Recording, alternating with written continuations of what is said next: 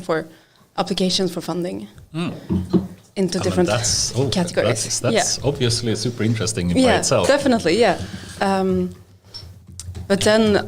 but for any kind of application, or was it for specifically governments, or was it for some type of funding? Or It was for a specific call for funding for startups. Okay. So the problem there, Vinnova has many different kinds of calls, like big or small, or like really with a lot of money, or like kind of a smaller budget. But then for startups, the budget is normally smaller and get way more applications. Yeah, order of like 1,000. And most are crap, I guess, or really bad. Most applications are really bad, I guess, as well. Or? Yeah, that too. But you still have to go through them all. And so this classification prototype was just to, like, kind of just make the first classification to sort them, so you don't have to go through the manual and say like, oh, this is about life science. This goes to this administrator. This goes to. Was it more categorization in the beginning? Or yeah, exactly. Yeah. Oh, I see. Yeah. That sounds obviously perfect. Yeah. So for a single call, you could say that these are about rather life science than startup, right? AI Enabling technologies, or I can't actually remember the. How many categories did you have? There's 5. 5. And I actually don't remember them right now. This is so I said it was a prototype, but it's actually a deployed solution. So we don't touch this very much. Yeah. It's there and it works. Can you share any details about the model, or the data, or what type of model it is, or how much can you share about that? Well, for this one, since I haven't really worked hands-on with it. I took over another project that I'm more comfortable talking about, but this one is like a supervised, like a neural net with these like 5 different classes, and then so we had this training data that was like but look at the application text itself, or more metadata around it's a small, like a snippet of text, like projektsammanfattning. Yes, the summary basically. Yeah, exactly. Yeah, the project summary, and that was enough to get a pretty good classification or into these different categories. Yeah, awesome. Did you know anything about the accuracy? How well did it work? Or did you have some metrics around that? I don't have it. I think I noticed because I came from academia, and I was a bit surprised that the accuracy was like a bit low according to my former standards. But I've understood that 0.8. Awesome. And we started speaking about you're obviously pregnant now as well, and you need to start thinking about handover as well. Yeah. And then you're potentially also recruiting soon. So people that are interested in using AI to, how would you describe it? What are Vinnova using AI for in your case? What? Okay, now I have to sell this. Yes, exactly. I want to get good candidates here. Like we can, basically the potential is like endless. There's a lot of things we can do, and we're kind of forming our own position. So we had this one solution, and that works well for like one particular call, and that's fine. But we want to see it like implemented everywhere, and actually be like augment our data that we have to help the program managers make better decisions. So we have kind of formed this position ourselves. I've wanted to do AI like when I started, so I went into that direction. But there's obviously a lot of other things we have to think about. But the main focus is really try to help the decision makers, so to speak, if they should get funding or not. Exactly. In some way.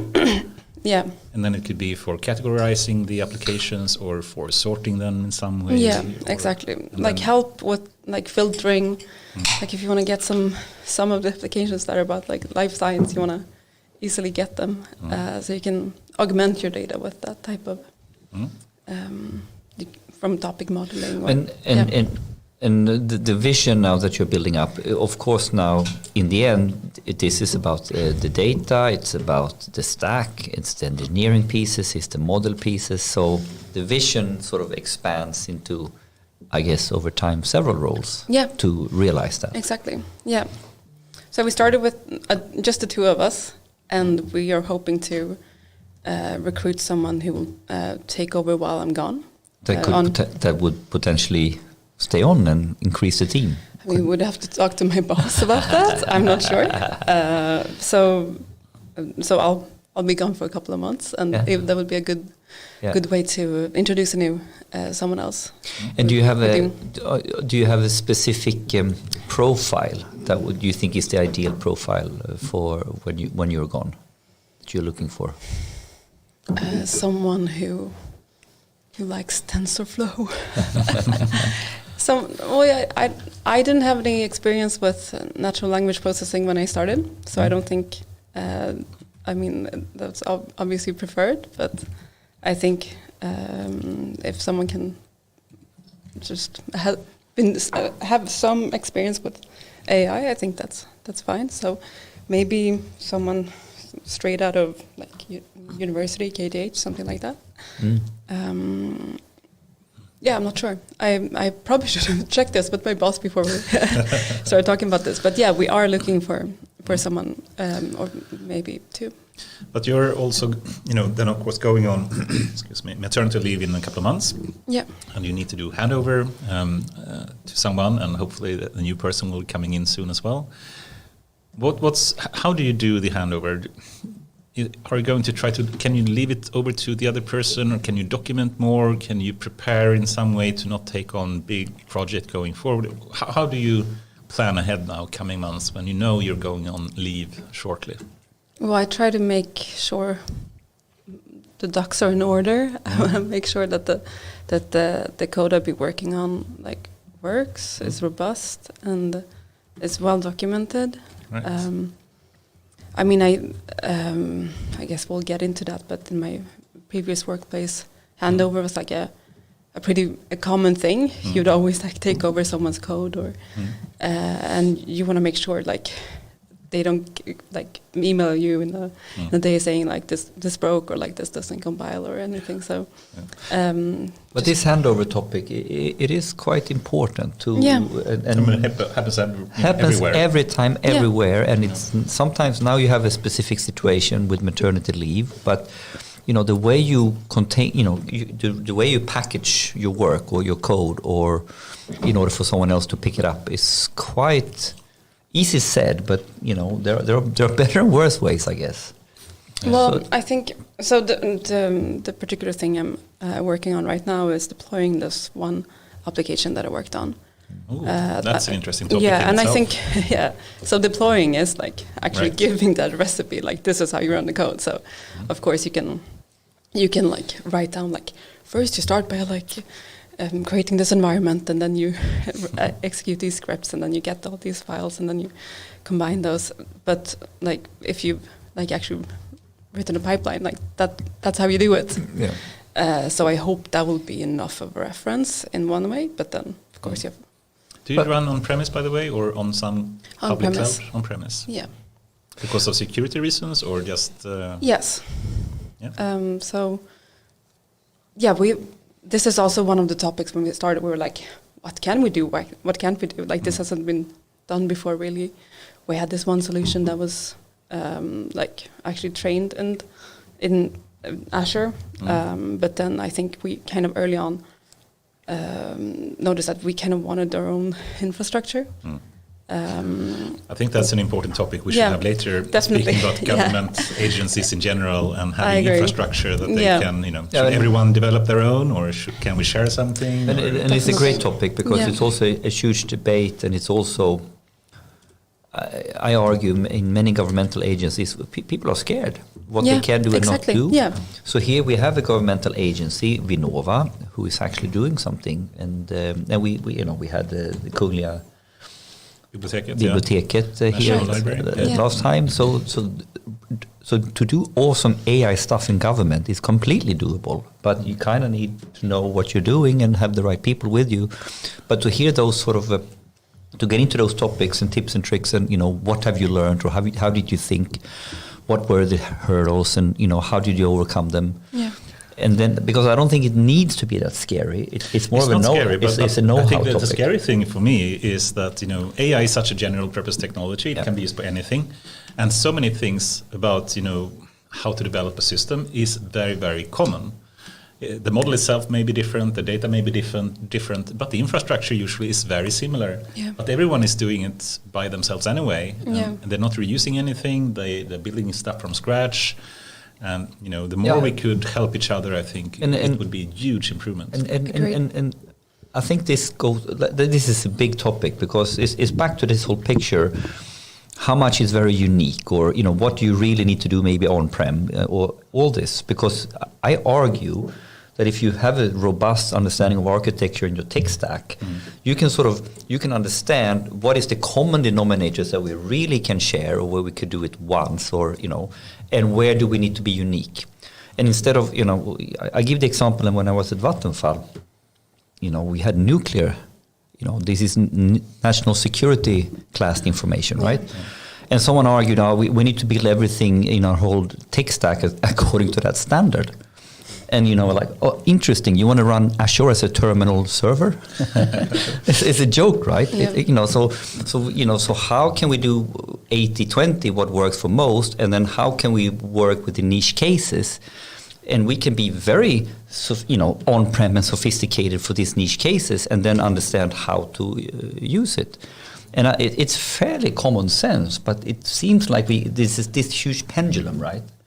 So security alert, and then everything should go according to the most risky case, and that becomes very, very complicated and costly. So good topic. Yes, definitely. I actually added as a topic as well to just speak about the next steps and the general thinking about using AI in general in Vinnova. But then it would be fun to speak more generally, even so, to speak about data and AI can be used in government agencies in general. Yeah. But to speak specifically about Vinnova, perhaps of course for if you should get funding or not is an obvious question. But I guess it could be more topics as well, or other ways to use data and AI in Vinnova. So if you have any thoughts about that, we can talk more about that later. Absolutely. But with that, I would like to welcome you here, Leonora Vesterbacka. Very nice to have you here. You are speaking about a topic, or are working with a question, I think, that is very dear to my heart and very important, I think, for Sweden in general, which is to make government agencies more data-driven and AI-assisted, I think you call it, right? Yeah.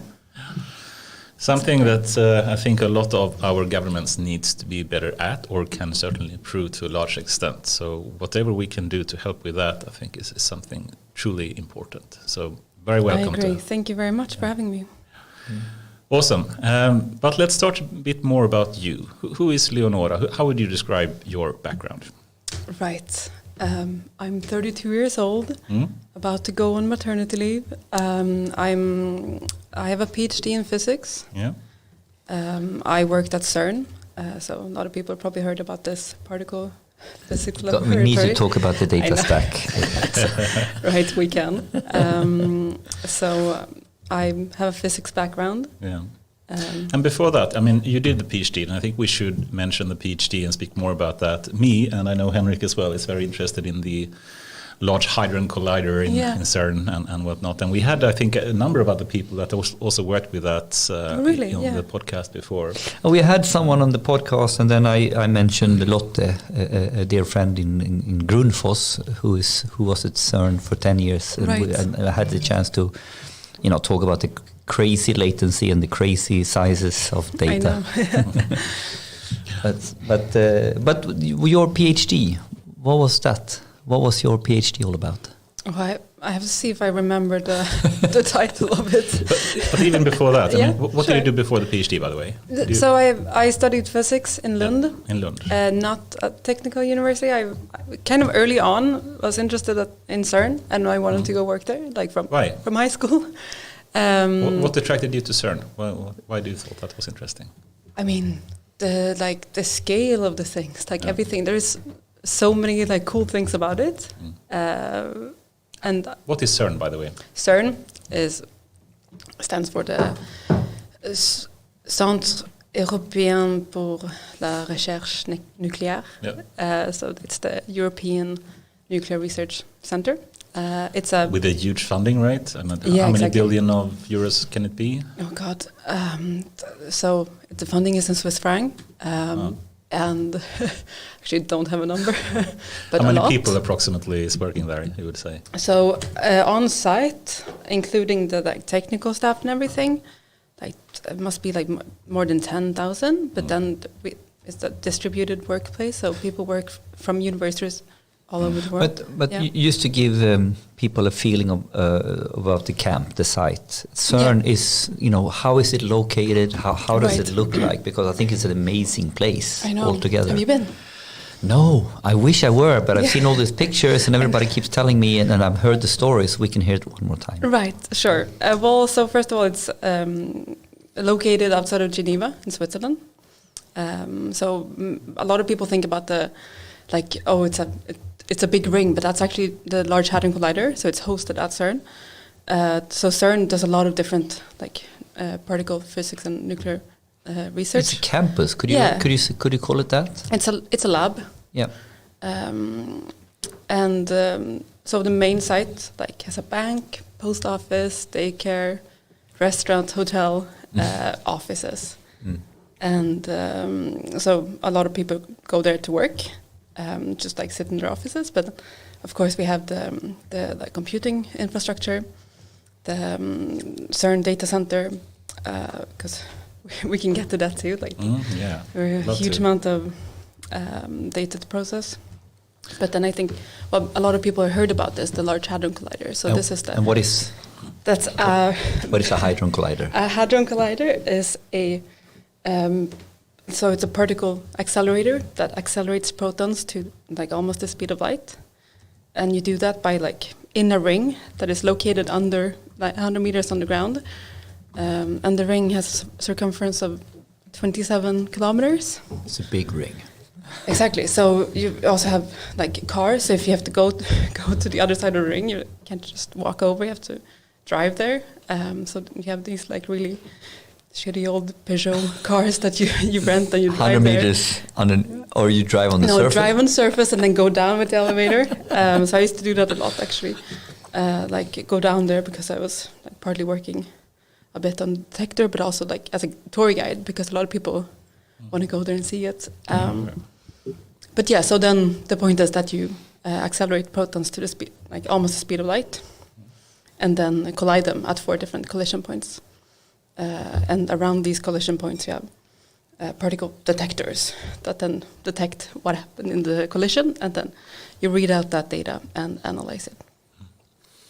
And it's not a small amount of data, is it? Right. Can you give some numbers? How much data do these kind of accelerators generate? Well, so yeah, this is actually interesting because I think people know that there are collisions happening, but at what scale? Yeah. It's is it once a year? Is it once a month? Yeah. It's actually 40 million times a second. So the collisions. The collisions happens 40 million times a second. This was a new metric for me. I know. It's insane. Sometimes I double check. I'm 40 megahertz. Yeah, that's it. That's because I saw it. Okay, now we load it up. One crash in an hour. No, 40 million in a second. But the problem is first of all, not all collisions result in something interesting physically. So that's why you have so many of them. And then there's a huge orchestra that have to be aligned to make sure that everything is working properly. So if you have some part of the detector that is off for some reason, or because these aren't IKEA bought stuff that you these are very handmade special devices that are huge and much expensive, and of course they some things might break. So you want to run the collisions as much as possible, because what normally happens is that after an hour or something oh, we have a problem here, we have to shut it down, so you have to stop it a lot. But then so the actual running of the detector is done. I can't remember exactly the details about this, but it's not you have big runs that are over years, and those are naturally divided into different sections that are then split up if there's something happening. So we have to shut something down and then fix it, and then you start again. So it's not like 40 million times per second for a year. It's more like 40 million times per second for an hour, and then you fix something, and then there's the whole thing with the magnets, because magnets are like really strong magnetic fields, and it takes like hours to turn them on and off in a secure way. So you don't want to be like bringing those down unnecessarily. So there's a lot of. It sounds like there's a lot of like collisions happening, but in reality, it's not that much. But the detectors then, yeah. they don't measure everything, but they in some way, or can you speak a bit physically how they work? What kind of detection can they really do? Because they're not really part of the collision, right? It's like on the side in some way. Right. So, excuse me. Well, the detectors are like layers. So there's so the full detector. So there's, excuse me. No worries. There are 4 like big particle accelerator or detectors. Atlas, CMS, ALICE, and LHCb. So if I imagine the ring, they're spaced like, out. Exactly, kind of evenly, and not perfectly. So the 2 that I've worked on, Atlas and CMS, they are both like cylindrical in shape, and one of them is like as big as like a 3-story building. The other one, the compact muon solenoid, is a bit smaller, and those are like, people normally say like a cylindrical onion. So we have layers, but it's in a cylindrical shape. So you have the beam pipe going through in the middle, and then what happens is that you have like your collision, your protons interacting, and as you know, like when you have like. Of course we know. Of course you know physics. Masses at high energy, so energy is the same as mass according to Einstein. E equals mc squared. Yes. So if you like pump in a lot of energy, like accelerate them to the speed of light, you can actually create new particles. So that's the whole principle. So is it just protons, or is it different type of particles that collide? Protons. Only protons. Yeah, there are other accelerators that collide, like, or have been colliding different things. The Hadron Collider is for protons, and then also lead ions. Yeah. So and what kind of particles are being created then? I guess I know. Yeah, but use right. So you like crunch in all this energy, and then you create new particles. So you can have like there's a like standard zoo of particles that you can create. Like you can get electrons, muons. So a muon is a kind of a heavier cousin to the electron. A lot of people know about the electron. Photons, like light, you create those. And then you can get various sorts of other hadrons, which is particles that are made up of quarks and gluons in different formations. Perhaps we should have like a 101 on physics here and the standard model in itself. If you were to speak about the particles that are included in the standard model, how would you describe it? Right, there are different ways you can kind of structure it, but you have on the one hand you have leptons. So to the lepton family, you have the electrons and the muons and the tau leptons. Those are like they have electric charge. They interact via something called the weak interaction, and then you have the particles that interact through the strong force, and those are the quarks and gluons, and these can in different variations be created according there are many outcomes of a collision according to actually how the the proton themselves are made up of quarks and gluons, and depending on actually what of those constituents interact in the collision, you get different results. So that's why you need to have so many, because you can get so many. You can't steer them exactly how they will do, but exactly. If you do enough of them, you will have a statistical. Exactly. So, for example, if you collide electrons and positons, which is also another type of collider you can have, then you can more. Those are only like two constituents, so then you can more precisely. The energy going in and out, but then when it comes to like when you have all these different, so each of the constituents carry a bit of the momentum, so but not all of it. So you get a distribution of results. Yeah, exactly. Oh. So then the point is that you get all these different particles, and the different layers of the detectors are formed to like catch the different types of particles. Right. And yeah, we can go into more detail. Did you mention the boson as well, or? Right, no, I didn't. Yeah. What's a boson then? So they are like forget how I have to go back to my thesis. No, of course I know this, but those are kind of force carriers. So what is interacting between the different quarks and leptons, and then most notably is probably the Higgs boson. Yes, I was alluding to that for some reason. Exactly. And what is the specific with the Higgs boson? Well, Anders, what do you know? A good one. I like it. Put him on the spot. It's a God's particle, right? Or right. Yeah. How would you describe it? Or I mean, it was a big thing. How many years ago was it when it was discovered, so to speak? This year, 10 years. 10 years ago. Yeah. Cool. I mean, that was a really big moment, right, in physics? Yeah, because.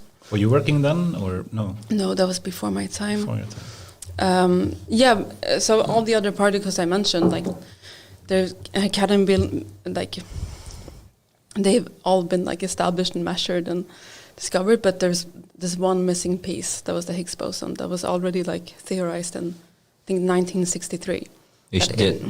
There's something missing here. There should be another particle here, but we haven't found it yet. Exactly. Or seen it yet. Exactly. Depends on how you, what you think you're measuring, looking at it. But so it was really like that was the main highlight of the Large Hadron Collider. Like the fact that they, at that energy they built it for, they found it. I think they knew kind of where they were looking, and that's a really exciting result. But I find that rhetoric. They knew where they were looking. How are they looking? How are they at a certain speed, at a certain mix of constituents that they are pushing together? Well, theoretically, like it would be good if it like had existed at that energy or like mass that it had. Mm-hmm. But the previous accelerators were not able to create that mass. So they like theoretically they kind of knew that like this. If we can build a hadron collider that can take us to this speed, i.e., this mass, we should see it. We should detect it. Yeah. Okay. Cool. I mean, it was really a big moment for sure, right? I'm very much a newbie in this, but even I remember that time. It was a big thing. And for a layman, why are we doing this? Good, because it's really cool. It's really cool. You know what? That's enough for me, actually. But this is, in my understanding, fundamental research to understand how the universe and how everything works. Exactly. So this is like the lowest level, almost, right, of understanding the mechanics, physics of universe. Yeah. Yeah, exactly. No, and like I can tell you everything in this room we're sitting in, like we know what it's made up of. And I couldn't have said that with like the certainty if we didn't know what protons, like or quarks or gluons and the forces interacting between them was.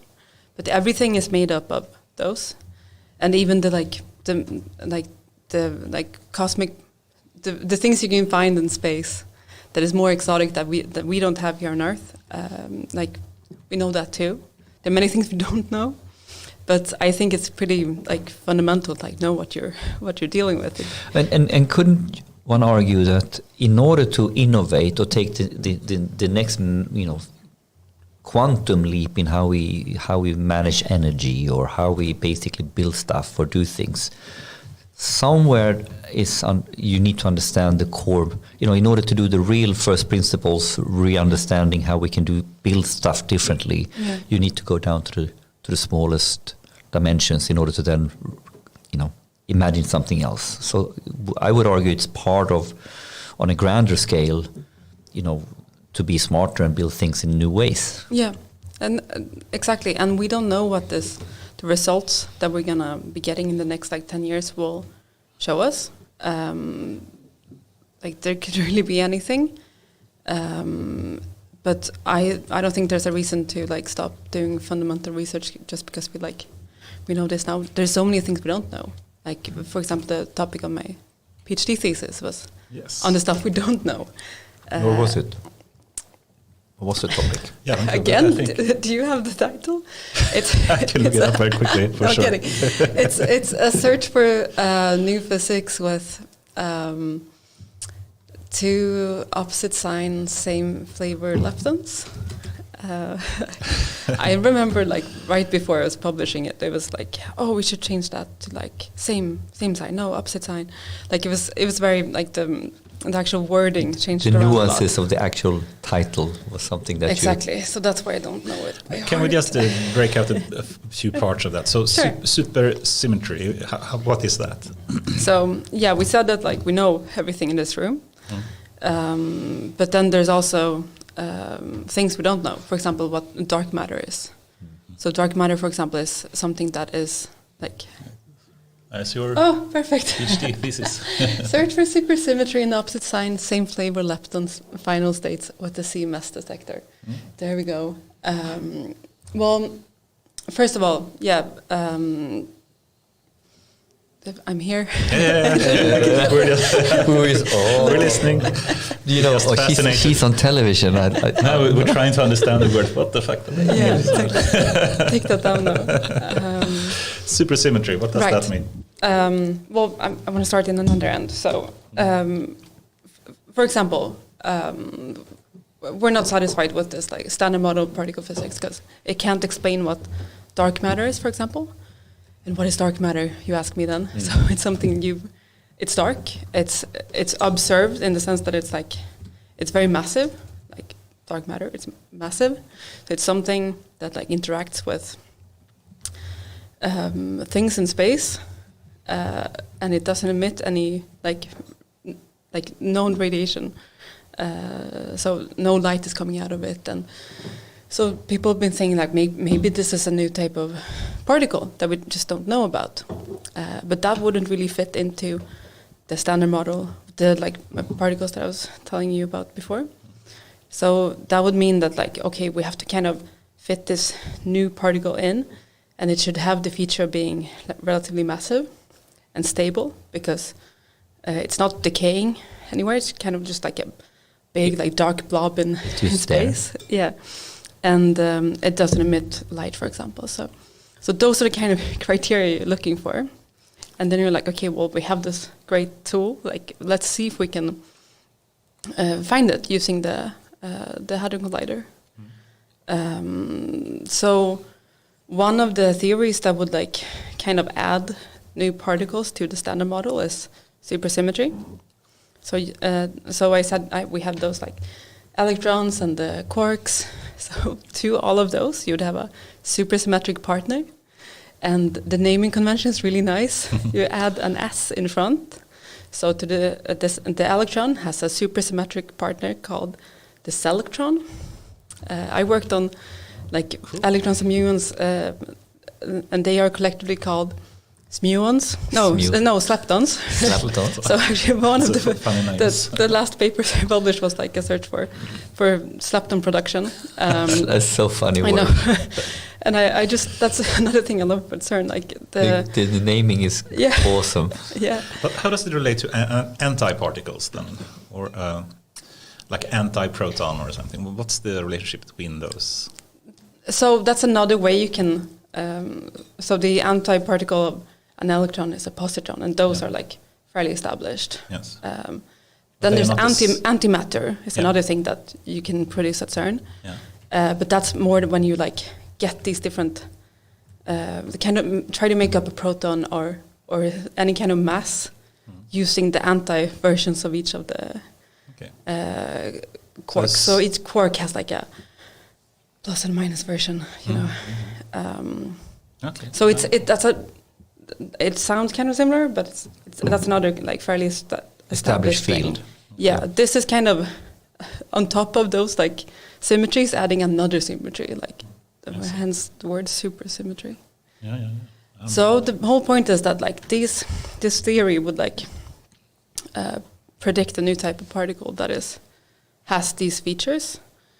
And according to some of the theories, we would be like if it existed, we would be able to see them. The problem is it's really difficult because I said they're massive and they don't interact, which means that they will actually just not get caught in the detector. They will just be back. produced and go out through to space or somewhere, and that's the point. Like of my thesis, to like analyze data and see like, did we just get the particles we expected according to the standard model, or did we see some of these like particles that actually escaped? Because then you get into the field of like conservation of momentum. So like if you have everything needs to add up, you know. So you can kind of see if there's like some of the So you're looking energy. for the gaps in, I mean, like this should all add up. Exactly. The equation Yeah. should add up. Everything should add up. But there is something missing here. Exactly. That's a little bit the proof. Yeah, exactly. So it's The actually whole called- is the proof. Yeah. So the thing you're looking for is actually called like missing transverse momentum. Just because like that's what it is. Like you have like you know what momentum you're like putting into the collision, and then you measure all the other things coming out, and then you have in some direction like a missing part. So that sounds relatively easy, but then you can also like this missing part can be created by so many other things. For example, like other known particles called neutrinos, or a detector, like if there's something that's like wrongly calibrated. I mean, like this could also be a calibration problem. Exactly. Yeah, I actually worked on that too, and it's really like you have to. So it's not just looking for those gaps. It's a simplified way of looking at it, but like looking for those gaps and then taking away the effects of the potential like neutrinos and the detector effects, and then if you see something that's missing, that could be a supersymmetric particle. I mean, it has a lot of connections, I think, to deep learning or machine learning in general as Yeah. well. That you have to try to get away of noise that you may have in the data that is causing potentially some problems with the model or some bias that you have. And by normalizing away all these things, it sounds like you're more or less normalizing away neutrinos and calibration errors. And then if you do that, then properly you can show something exists, correct? Yeah, kind of, yes. There's more that goes into it too. And also like you're not just looking for what you're missing, but also what is the other particles that are produced. But of course, like there's machine learning in every part of these analyses, from like the anomaly detection when you like see if the detector is functioning, to like the data acquisition, the triggering in the hardware, and then of course just like the reconstruction of the particles, because I told you like the detector like is catching all the different particles, but it's not. It's just like recording hits in like some layers and energy deposits in some calorimetric crystals. You have to combine them in a smart way to say like, oh, that looks like an electron because he had that curvature and this energy. So there's many things you can use machine learning to like. I feel like we can get stuck in this problem of physics for an hour more, but I really want to keep a bit longer if it's okay. I think this whole CERN, it's such a tease as inspiration, teasing the brain. It's tantalizing. What was the word? Like I think it's super exciting. I just want to understand a little bit more. Okay, now we've talked about what physically happens. What's the data perspective of what you just said? What is the data in this, and how the hell do you capture that, and what sizes are we talking about? What how do you take this? What you said, the sensors are measuring something that turns into curves. This is massive data that's sort of in very short term time, 40 million times per second. Exactly. And if you were to record like all of those, they would create, I think I saw some number being like 1 petabyte like for each of those collisions, and obviously that is not feasible to like. So you mean 1 petabyte per times 40 hertz. Yeah, exactly. So that's not feasible. So 1 really early on. petabyte for every of those 40 million hits per second. Yes. That's a good number. Isn't it what they say? Like, Or maybe it's like per second. It's 1 petabyte. It's something like that. But still, it's enormous. So. So obviously you can't record everything. So, and I told you not every collision is resulting in something that is like physically interesting. So what you have is like a triggering system that is deciding. So it's like a hardware trigger that just kind of like adds up quickly. Like some of these like components. Like if you have like a big energy deposit in one of these different calorimeters, or if you have tracks, like you can ease like kind of quickly calculate like, okay, that sums up to like this threshold energy, save this, and if it's under something, like just discard it. So basically it sits there and it's all like a threshold.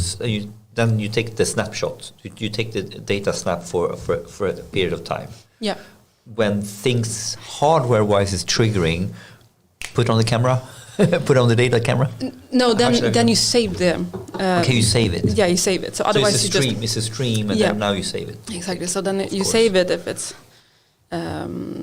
it's above some threshold, and then there's many like ways like maybe you like that decision you made wasn't good enough. So there's when I left 3 years ago, no, a year and a half ago, there's talk of doing machine learning on the like hardware. So. On the edge, ML, so to speak. On FPGAs, so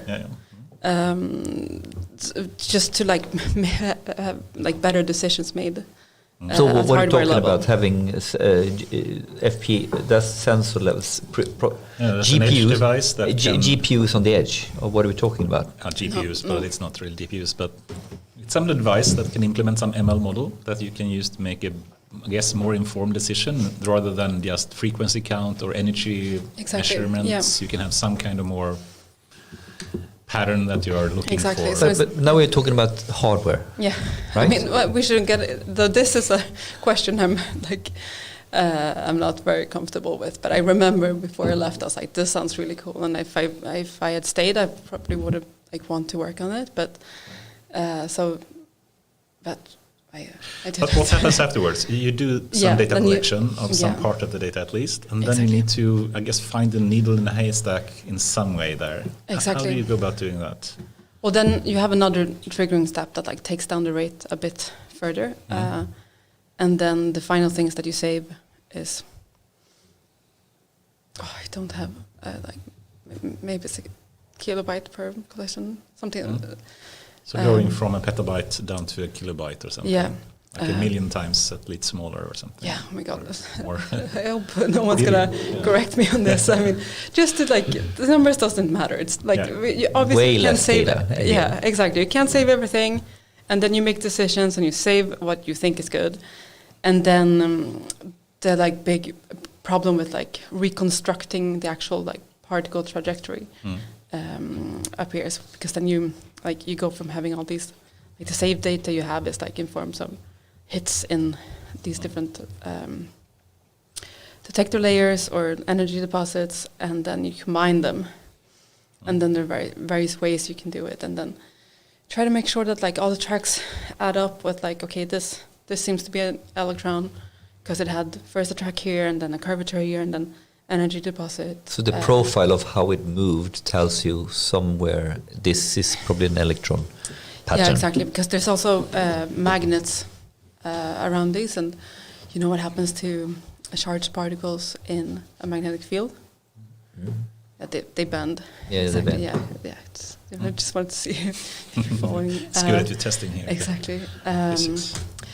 But yeah, so then you have these reconstruction algorithms where you you go from all this detector information to electron 1, which has momentum of this much and mass this much and the angle this much. And what kind of tooling are you using then? Are you using notebooks, MATLAB, or what are you? No, these are really monolithic C++ reconstruction code that has been around for a while, and like,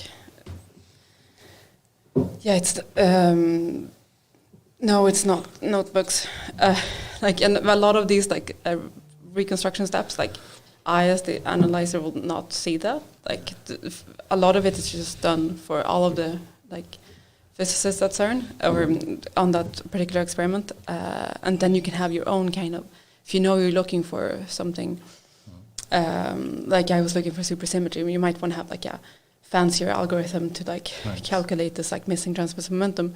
Then you can implement that on top. But those are then this like the data is presented in like a CERN specific format called like root trees. So we have the old framework called not old. It's like very very good and it's been around for a while. But it has a tree structure, and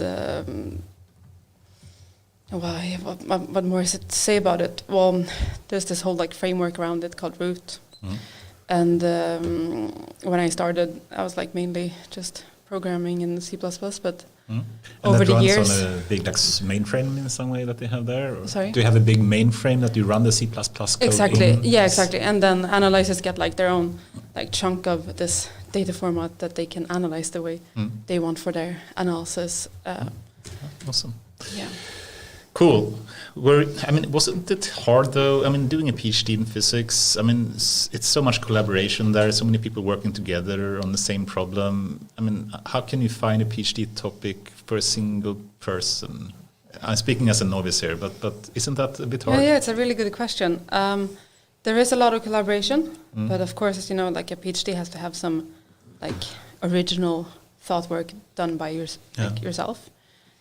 So either you find a pace in like, so there are some like standard analyses. So for example, when the Higgs was discovered, there's like, there's like a couple of ways you can produce a Higgs boson, and then there are a couple of ways they can decay. And we have like X number of analyses you can make to like measure the Higgs. And so you'd have different research groups kind of focusing on like, we can look at when it decays into guons, for example, and then, but then that involves a lot of people. But then, if you're like, well, I developed this optimization of like how to find this in this region, you can use that as your like original piece. I was fortunate to like kind of find a topic that was like I could publish a paper on my own. Of course, there's no I in CERN. Everyone's collaborating. But then there are, of course, there's like the actual people like doing the analysis, and like everyone is a co-author. But of course, not everyone is writing the words. And I was focusing on these different searches for supersymmetry, and one of the papers, the ones with the leptons, I kind of did analysis like myself and published that paper. But of course, I acknowledged the collaboration with like all the other people, that because everyone is kind of doing a piece to like make sure that the data is like all the different particles are like well calibrated, like the things in the detector, and like the reconstruction is like validated, and like everyone is contributing. So you can't say like I did this myself, but the actual final analysis. But did you actually work? Were you one of the main contributor to the lepton? Yes. So for the lepton, yes. Cool. I want a lepton T-shirt. This is it. But yeah, exactly. But I love it. Or Mrs. Slapton. Yeah, sounds weird. I know there could be many like bad jokes made with that that name, and it's awesome. And then you're also like working with like a limited, like you work with the data you have at that point, because you also want to like you don't want to like, sit around and collect data for 3 years and then start analyzing. You want to be the first one to like make an analysis and publish it. And then there's also these like two sibling collaborations, Atlas and CMS, that are like doing the same type of research, but with detectors that are like constructed differently so that they will be like good reference material for each other. And you want to make sure that you're publishing before the other one. So you're like, I published the paper with the leptons with this particular data. then I finished my PhD 3 years ago. So since then, there's been more data, and someone else has probably like done the new upgraded lepton paper. But awesome, yeah. and we're still at your PhD thesis, but for me, I'm an hobbyist when it comes to physics, but I do love the topic and have so many more questions. I would love to go into the theory of everything and what do you think about the future there, etc. Yeah. I used to like the idea. I want to have a T-shirt where very few people know what it actually means that you have on the T-shirt. Yeah. So a slapped-on joke. Yeah, so I want a T-shirt with a slapped-on joke. All right. But we should continue and Sure. see how you got in contact with Vinnova and what they do, etc. But okay, I have to ask a question. What do you think the solution to the theory of everything is? Is it string theory? Have you heard about Eric Weinstein, by the way, and gauge theory and what he's proposing there? Or do you think string theory is the solution to theory of everything? No? No. Is it something have you just left the field of physics now? Yeah, kind of. I checked out. Yeah, probably shouldn't go there then. But, Yeah, no. Yeah, you don't know. I guess no one knows. But how would you describe theory of everything? Is this just combining Einstein with quantum mechanics, or how would you describe, general relativity with there's quantum mechanics? like the one thing that's the unification of forces. Yeah. So there's like 4 fundamental forces: gravitational, and the strong, and the weak, and the electromagnetic. Yes. Yeah. It's like, whoa, this long time ago now. And the point is that they operate at very different scales. And like there are some theories that like they can actually be like at some energy scale they could actually be the same force. So they kind of like align, if you imagine a graph that like the coupling string line. I don't remember. Yeah. Okay, but before we move on, I can't resist asking one more question, and it's more about quantum mechanics. Yeah. And for me, I think it's easy to follow the thought that Einstein had, that God doesn't play dice, and that there is a true indeterministic way of nature, or if it's simply a model that is predicting the best we can right now for quantum mechanics. Or is it? Do you think quantum mechanics is how the world works, or do you think it's the best model that we have today? I think it is the best model we have today. Yeah. I think we can get into this topic too, but I mean, I think CERN is really cool and like everything that's done there, but we also must be like a bit humbled to like what we can create there. Like obviously we're very good at measuring what we can there, but does that explain everything? I'm not sure. I mean, we can't even like begin to appreciate how, like, if there would be more dimensions, like we're very limited to what we have around us. So, no, I agree. It's a very big question. And super fun one. I mean, yeah, I know. I agree. It's a bit shame that you can't take a beer, but otherwise that's an awesome topic, I think, for the after work. Yeah. It's more philosophical because no one can really prove anything here. Yeah. No, exactly. For me, I have a really hard time accepting that the world is non-deterministic. But okay, let's skip that for now. Should we continue with? I think we continue now, because otherwise we stay here forever. I think we go towards Vinnova now. It's for sure. Cool. So how come you made the switch from working with physics and a PhD, and how did you get in contact with Vinnova? All right. You make it sound like such a small answer. Well, so I did my PhD at CERN. I was associated with ETH in Zurich. And ETH is one of the most prestigious, I would say, universities as well. Yeah, right? it is. It's really impressive that you went there. Yeah, it's almost always like top in continental Europe. So I did my PhD there, as you saw on my thesis. And then I actually went on and did a postdoc at New York University. Right. So still in physics, in yeah, connection exactly. to your PhD thesis, or Different topic. So what I described before with the like data analysis to find the supersymmetric particles, that was like a very like traditional physics analysis and like very advanced. But I never used any machine learning myself then, and I, got into contact with this group at NYU that was kind of doing. We kind of touched upon that subject of like there's machine learning everywhere at CERN, and I was like, oh, I want to go into that field, and so I kind of joined that group. This professor of physics and data science at NYU, Kyle Cranmer. I joined his group, and then I was just focusing on another like CERN-related topic. Monte Carlo simulations. That's a bit connection to the machine learning then, of course. Yeah, so exactly. we should go there before Vinnova, I guess. Then. Yeah, exactly. Let's go. Don't want to miss the... Not miss the machine learning bits of CERN. No, but Yeah. I guess it's a good connection between how you made from more physics into some machine learning. Exactly. Even That's more machine learning. So it's a nice stretch. That is a like significant stepping stone. Of course. I'd say so. I worked as a postdoc for a year and a half, and then for various reasons, including also like COVID, I was meant to move to New York to work there, but then COVID happened, and then I was kind of stuck here, and then I decided it's better to just find a job in Sweden. But you worked remotely from Sweden then while doing the postdoc? The first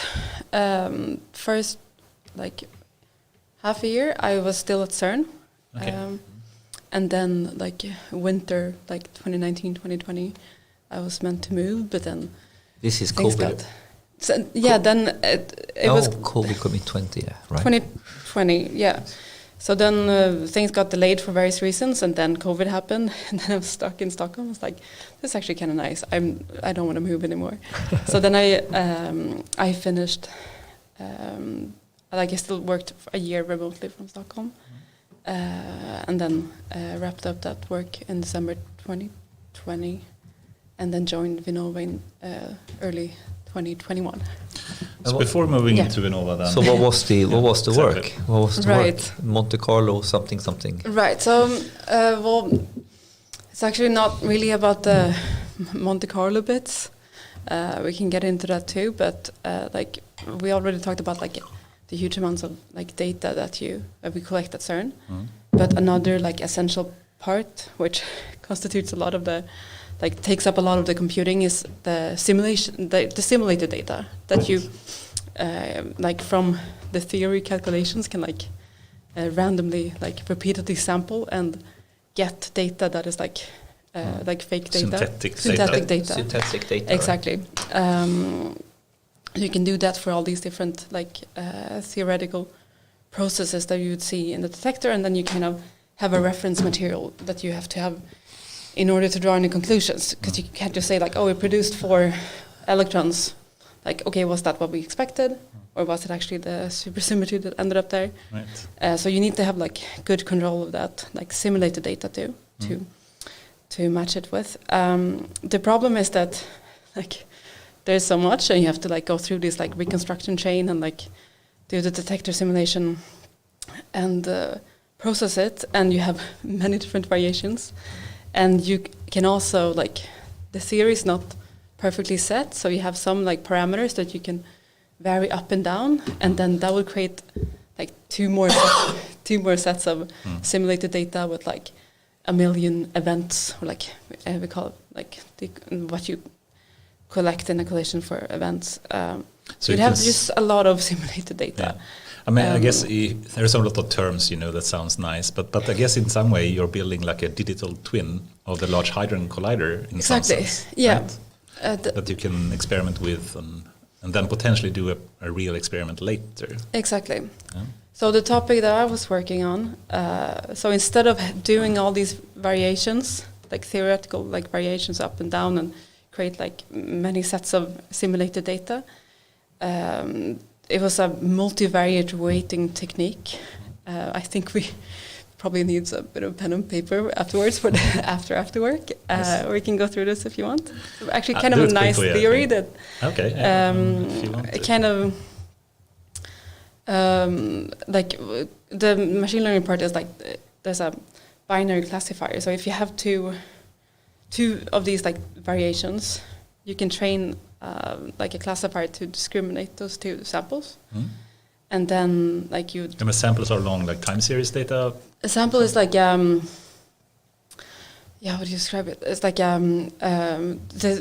if you set a theory parameter and then simulate the data according to that parameter, you would get like distributions of the various particles that you create, so that their energy and momentum, and then So and distribution of particles, but not split on time in any way. No. Okay. Or like you just be. It's not over time. It's like, well, you collected them a million times. Yeah. You just have a million of them. Yep. But then from this, the output of the binary classifier, you can kind of derive a weight. So instead of like, I mean, this might be getting a bit too difficult to like explain without pen and paper. Yeah. Well, in a sense, in a nutshell, what does it do? It enabled us to reduce the number of simulated samples by almost, I can't remember exactly, but a factor of 1,000, and still get the same precision. With down these to 1,000, or? Yes. I mean, I'm not sure what it is at the moment. It still lives on, but where was I? So the point is that when you train a classifier to take into account many different variables instead of just weighting in one dimension, you can catch more effects, and then that technique we kind of like. So let me see if I understand it correctly. So I mean, you do a lot of simulations, but then you need some way to weigh them together, based on all the features and the parameters you have to, design or give a prior to the simulation, so to speak. So you came up with a way to reweight, I guess, the simulations. So in that way, you can have a small number of simulations. Is that an accurate way to describe it? Kind of, like you can have a big simulated sample, and then instead of having like 20 different variations of that, you can have a small variational samples, and then reweight according to that other large sample, and then use, instead of just like weight in one dimension, you can use a multivariate technique that is enabled through this classifier. But I mean, it makes more sense on paper. I mean, I think you also wrote a lot of code with this, and you used PyTorch, I guess, in this case as well, right? And it was using GPUs, I guess, in that time as well, right? And eventually, when we're testing it on a larger scale. And does that mean outside of GPUs and in mainframes instead, then, or? No, like first we just we saw if the theory was working, and then we were like, okay, what happens if we would try to simulate a million? And then we were like, oh, we need more computing power, and then we moved to GPU. TPUs? No, not TPU. GPU. Yeah. GPU, yeah. I mean, cool. So you actually wrote like a plugin or some kind of toolbox for PyTorch, basically. Yes. In that case. And awesome. I can see how that led into the world of deep learning as well. And yes, exactly. All the possibilities there. I feel like I didn't do that the work justice, but it's on my GitHub. You can go and have a look. You published it openly as well, so. Yeah, it's there, and I see that it still lives on because I get pull requests. Oh, you do? Oh, that's impressive. But because I got one 2 weeks ago, so I know people still work on it. I don't know to what extent, but like I said, I kind of my postdoc was meant to be for 3 years, and then for various personal reasons, I finished early, so I kind of just wrapped it up and hope someone can take this. Handed over what you need to do now as well. Exactly. Right. Yeah. Awesome. Okay, so then the question is, I guess, you handed that over and then you moved into Vinnova. Can you just share the story of how that went about? Well, I knew I wanted to work with machine learning. I knew I wanted to have a job in Stockholm, and I knew I didn't want to work for Klarna or Spotify or some Ooh, of be the. careful, I know. No, I think coming from the world of like this type of like fundamental research for the greater good, I knew like kind of where machine learning was done in Sweden and what the direction would be, and I think I just didn't want to work for a company. Maybe I'm like burning potential future bridges now. I was the same. When I was in university, I was like saying or thinking to myself, I will stay in academia forever. I was forced out of academia involuntarily, but then once going there, I got stuck there. and I thought it was really good, but I can certainly understand what you meant with that. So and I don't think I mean they're doing a lot of cool things, and some things I like agree with and some don't, and I just wanted to make sure like I think I had like the option to like be a bit picky, so I tried to really carefully apply for jobs that I thought I would like, and this job at Vinnova showed up, and I'd like come into contact with Vinnova through CERN. Like they have they're everywhere. Like I feel like after I talk to people about that I work at Vinnova, someone's always like, oh, we submitted this application, or like I worked with this. So they have this this initiative called Big Science Sweden. It's kind of trying to take like the various like technical like inventions that you can get from like big particle accelerators and these collaborations, and kind of see if they can connect it with like companies in Sweden, and also kind of there's also two like big accelerators in Sweden being built, like Max 4 and ESS, and like they're involved in this. So I'd like heard about Big Science Sweden, and Vinnova is like the main funder of this. So I'd heard of it through that, but I was thinking. But did you see some ad for Vinnova, or exactly? Okay. And then I applied, and I was also kind of like, what would I be doing here? Like, what's your data? Like, I come from a very like data centric place, and like it was a really big step for me. Like it was going from like having all the computing infrastructure at hand, like at CERN, like and like thousands of collaborators and people who spoke your language, to kind of starting up a data science team from scratch, including like, all right, I want to like install Anaconda on my laptop and it's not working. It's like, oh my god, where am I? Like, what is like? There's a contrast here. Yeah. I mean, it's like a startup inside a big company in some way. Exactly. Right? So you have this, because you have a picture of what data-centric and how it could look like, but then you really need to figure that out in a completely new context. Exactly. And then, like, it's not particle collision data, it's like documents of Swedish text instead. So now then the trajectory is NLP. Exactly. So... yeah, that's kind of how I got into it, and I guess we can leave CERN now. And yes, that's we have spoken, like an hour on CERN here. Really? So, oh my god! Well, it was amazing in a way. Okay. I mean, I'm eager to stay there, but we shouldn't. We need to cover the We have the so main many topics. good topics also about AI in government, and also so beyond Vinnova even. Yes. Yeah. Yes. I mean, cool. So can you just share a bit about, okay, you got started there, you needed to start a data science team in some way. Can you just share the stories, what did you start working with? Did you have any kind of direction? What was the initial instructions that you got, when you started there? Well, like I said in the beginning, we kind of, we knew that okay, there's a big push to Vinnova needs to walk the talk. We can't just say oh, everyone needs to do AI and then have very old-fashioned way to deal with documents. So we have to do that. So there's the direction was set, but just the path we kind of formed ourselves. So I started at the same time as my other data science colleague, guons.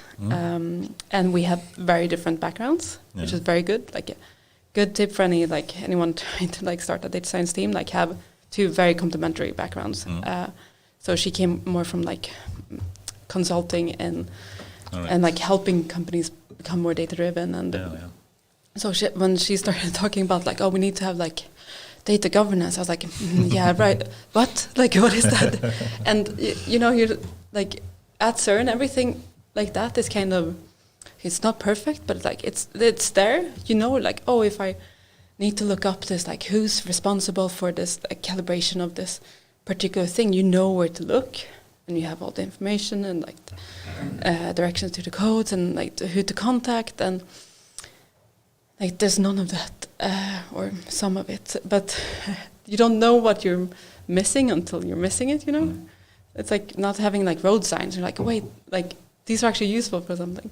So I didn't know, like I was just thinking like, okay, I'll start and I'll like take this prototype and like that I described in the beginning, and try to like see if we can like come up with other functionalities and like use with different data. But then we also had to work on not just like the top of the pyramid, but also like the very like low level.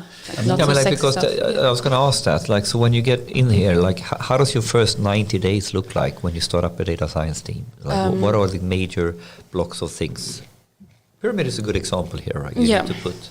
What did you mean with that? I guess it's some sort of like hierarchy of needs for like data science. Like the ML is on top, and then you have more like advanced analytics, and then you have your like the foundation, which is like I'm not sure exactly how it's phrased, but it has to do with like data governance, and like you make sure you know what like the data you have is, and if it's in good quality, and so you can't do the top part without like knowing the bottom part. But did you even have to start like, okay, we have data, but we don't really have it in different business applications, so we need to start with basically getting the data, the data storage, the data pipelines, all that kind of stuff. Yeah. So when we started, there's actually we have a data warehouse where we have information about the projects. So Vinnova handles a lot of. Perhaps we should start there. What does really Vinnova do? Some people may not know. And then that will help with the next. So Vinnova is Sweden, the Swedish agency of governmental agency of innovation. So it used to be mainly like a funding agency. Now it's going more into like just being an innovation agency that's like identifying and mobilizing people to like work together, but also funding various projects. So I already mentioned, for example, this like Big Science Sweden, which is like an initiative from Vinnova. It's been funding AI Sweden. So everything from like very large scale, like those big accelerators I was talking about, or the labs in Skåne, Max4 and ESS, like there's funding from Vinnova there too. Main parts, of course, from like other parts like EU and Vetenskapsrådet, but like there's this like huge, like big scale funding, and then small like startup funding too.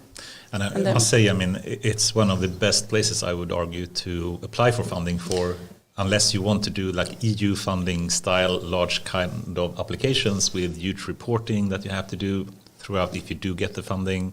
Long processes for approval and reviewing, but in Vinnova it's actually rather simple, I would argue, compared at least to other funding agencies. So for me, I think it's surprising how easy and how well, I think, thought through actually the Vinnova funding process is looking. Would you agree? Or yes, that's very nice to hear too. I don't have any experience with the EU funding, but you should be glad that you don't. There, and we fund in different programs, like through calls. So there'll be some call about like, it could be anything from like sustainable mobility to AI to like school meals, and like the main the röda tråden, red thread through that is that it should be towards a sustainable. And we also had other people from Vinnova here. So we had Daniel Renkrantz, for example, recently as well. And he was, at least before, also working specifically with AI. And I know from the past that Vinnova has made a rather big shift into supporting more AI-driven projects. And I guess, I really recognize what you said there, that, they are really trying to push the industry and governments to become more data and AI-driven. Yeah. But are they really doing that themselves? Exactly. Yeah, right. And is that the reason you would say for starting up this data science team? Yeah, definitely. So, like you mentioned before, there's this one project that was developed by some consultants that.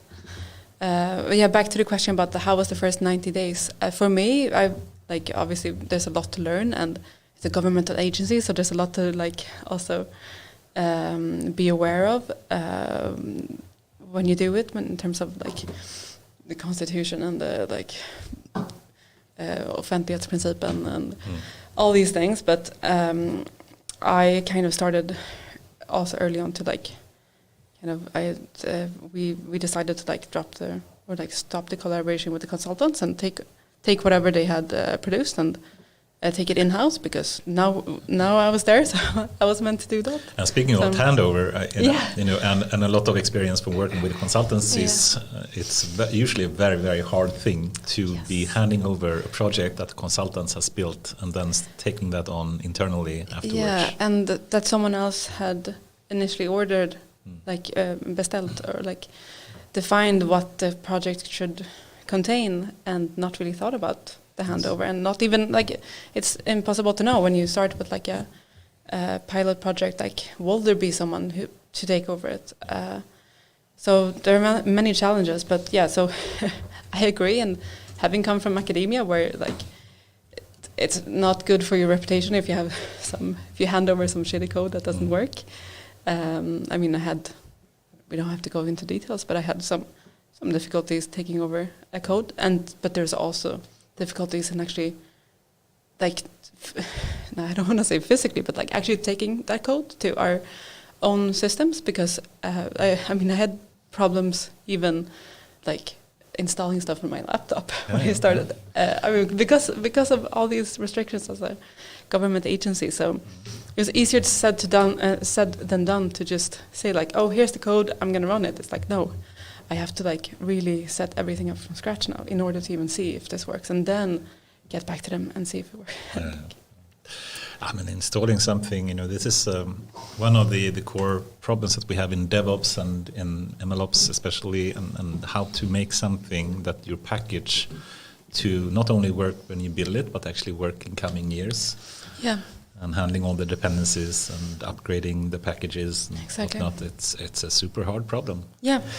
And actually, there's a tangent here, and then there's a massive learning here also, how to work with consultants and how to set up with consultants. If you have an ambition to become data driven as a company, there's a huge difference if embedding consultants to work with you in a way that it's seamless for you to run it, versus you're working on their machines, you're working somewhere else, and you don't really have visibility of the code. Yeah. And you think, it's documented. No, it's not documented. This is PowerPoint. This is not documentation. Yeah, exactly. Yeah. And then so I think there's a required maturity to buy consulting around software, AI, and machine learning, if you truly are planning on becoming data-driven yourself, versus is a little bit outsourcing more or less the problem, right? I think this is a quite profound, important topic. I think it has to do with the nature of the applications you want to build. Vinnova is very uses a lot of consultants, for example, for the evaluation of the various programs, and there's a point in that, because then you're unbiased and there's someone external that is evaluating. So that it makes sense, and the deliverable is a presentation and a report, and that's fine and clean. But an AI application is a almost a living and breathing thing. Not really, but like it's something that you like need to be able to maintain and like make sure it doesn't break after 6 months. And I think when you think of consultants' work, maybe we nobody thought like, oh, this we can do this. We get the same thing, like just as the evaluation service, but it doesn't work. And you're also like overcoming a lot of like boundaries, or like you let the consultants overcome the boundaries without like actually like when you bring the project in. They have learned and sold a lot of stuff, but but it works on their machines. That knowledge has not really been embedded in the company. So when I take something over, it's like fine, it works, but then like if I encounter problems that they have solved, like that's a different brain that did that, not me. So a lot of the work was to just make sure that like, okay, we have the solution. We don't want to start like completely from scratch. Like we want to reuse as much as possible, but we had to work on like really the like, okay, we're not gonna read in like Excel files anymore. Like we have to like connect this to our data warehouse and like extract this and like make sure the results end up there too and not in some like other text format in a file. And the pieces like that, there was a lot of the work. This is a classical going from a prototype to actually something that works in production, which is so much work, and everyone is underestimating how much work that really is. And I'm biting my tongue now, because you can talk about this in ERP in different versions where people say, oh, in ERP style they have this word, we go brownfield or greenfield, right? And huge investments, a lot of sunk costs. Oh, no, you need to build on the garbage we have. It's going to be a better idea. And I argue, like sometimes, even if you've done a prototype, you have learned a lot and you should be happy with that, but it doesn't mean you need to use that particular code. I agree. Yeah.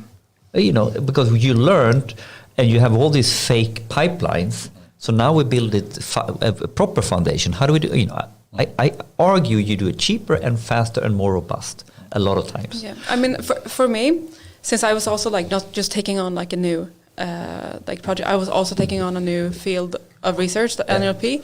So for me, there was a point in like actually not like starting from scratch. So I was happy that there was code available. Yeah. But I agree, if this would have been like something that I was more familiar with from particle physics, I would have been like, okay, I'm starting over from scratch and I'm going to do it. No, and I would argue it's not scratch negative, because you have learned something and you realize what is great, and then you can, 2.0 of the problem, right? But you can write the code cleaner, you know, when you do it clean the whole way. I don't know. I think a lot of times we are creating problems for ourselves. A simple example of this is that I think, you know, if you do a pre-study of some kind or a prototype, which can be part of a pre-study, it's not for the purpose that this is going to be the product, the application. It's only for the purpose of building the knowledge. Does this work or not? So therefore you use notebooks and these kind of ugly solutions to quickly not build the proper implementation, but to just obtain the knowledge. Does this work or not? Does the power or the data contain enough predictive power to support the application we want to build? And you shouldn't, I would argue, in many cases, even do that in a production style environment. You should do it in a different environment. Yeah. And on that subject, I agree a lot with what you're saying. And I think there's this like misconception that like this is how you start. Like this is the way to start.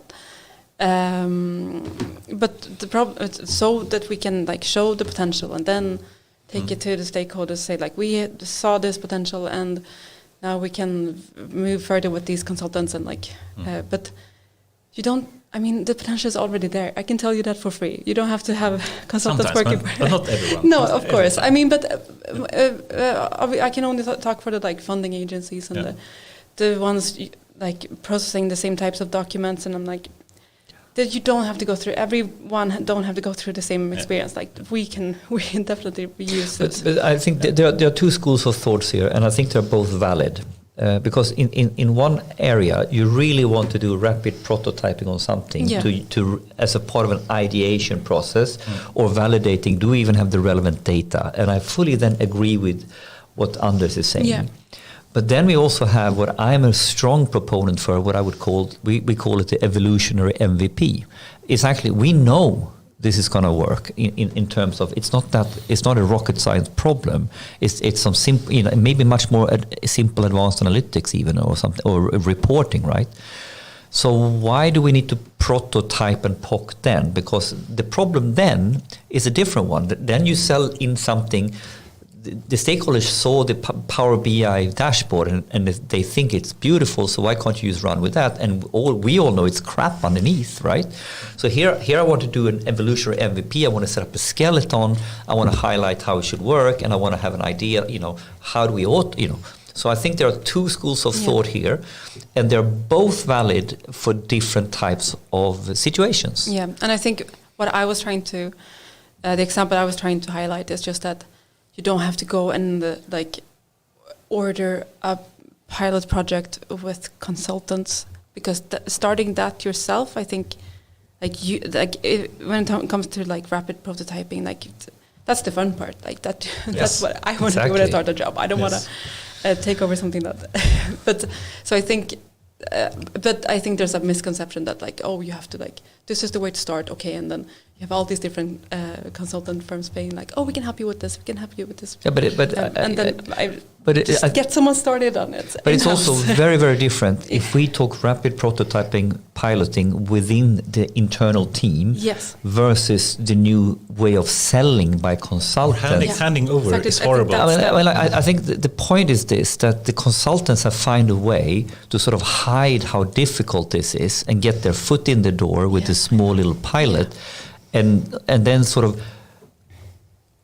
by the way, this was the pinky, and you need to build the arm. Yeah, and exactly. But I'm not going to tell you that until we have sort of locked you in. Yeah, exactly. I am really cynical here, but I think it's a major difference to talk about rapid prototyping when you have a team and when you are really going in one way, versus the sort of the piloting sales approach, which is, of course we should try it, and of course we need to validate it, but it's tricky if you're not super clear on the real massive effort to go to production.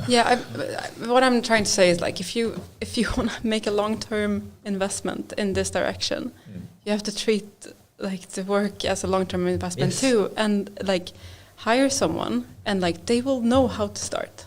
Yes. It doesn't need to come from it sounds like this is the way to do it. You have a prototype and I inherit it. I would have also very much have liked to start from scratch too. So you don't have to go this direction. No. I think. But the main commitment you said is the commitment in investment, and even if we are piloting or we're doing MVP evolutionary, you need to commit to not only for a pilot. You need to have some sort of commitment in idea on this. So if you're not even willing to commit to recruit one person that can sort of live and breathe it, I don't know. No, of course, and it's difficult because you have to start somehow. But I think at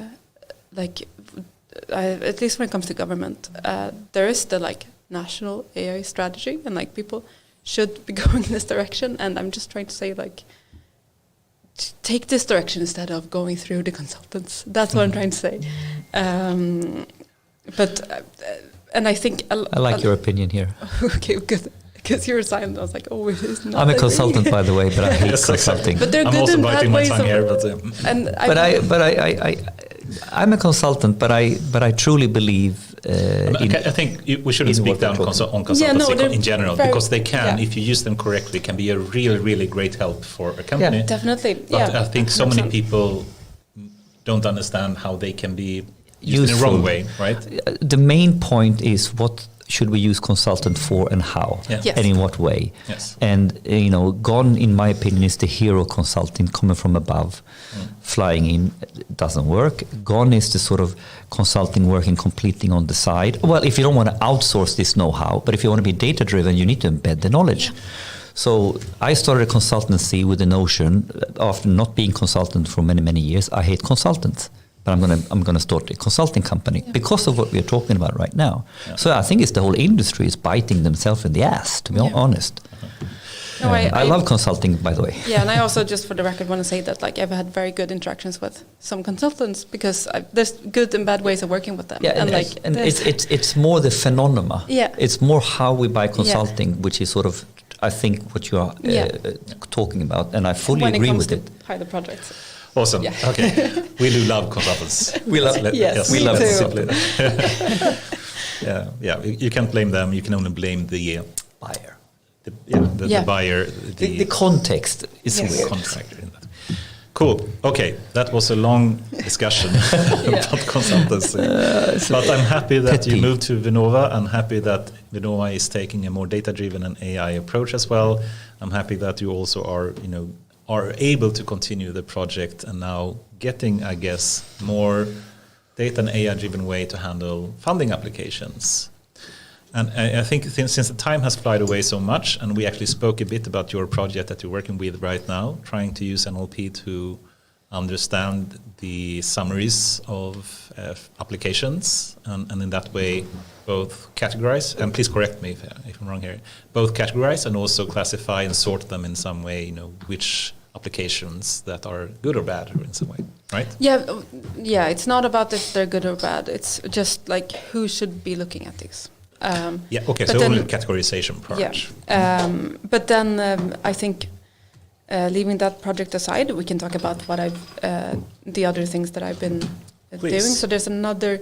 So first of all, I mean, as you understood, there's some challenges starting with obviously we didn't have any computing power at hand, so we realized that if we wanted to process and go through PDFs of applications at a large scale, we needed to have a GPU, and that's a kind of a long process also to get to.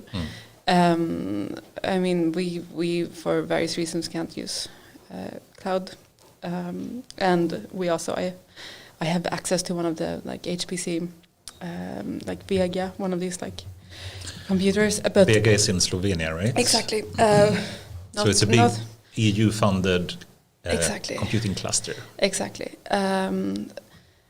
But the problem is that with Vinnova's data is there's a company secret, so you don't want to just give that to somewhere. You really want the data in Sweden. Exactly. More or less, right? Yeah. So we knew early on that we needed to we were weighing the different options and ended up saying we think we need a GPU server, but having in mind that if we're gonna be the funding agency that's gonna start with data science, I think we could also be sharing these resources. So we also kind of had that in the back of the mind that this is a big investment, but long term I think this is.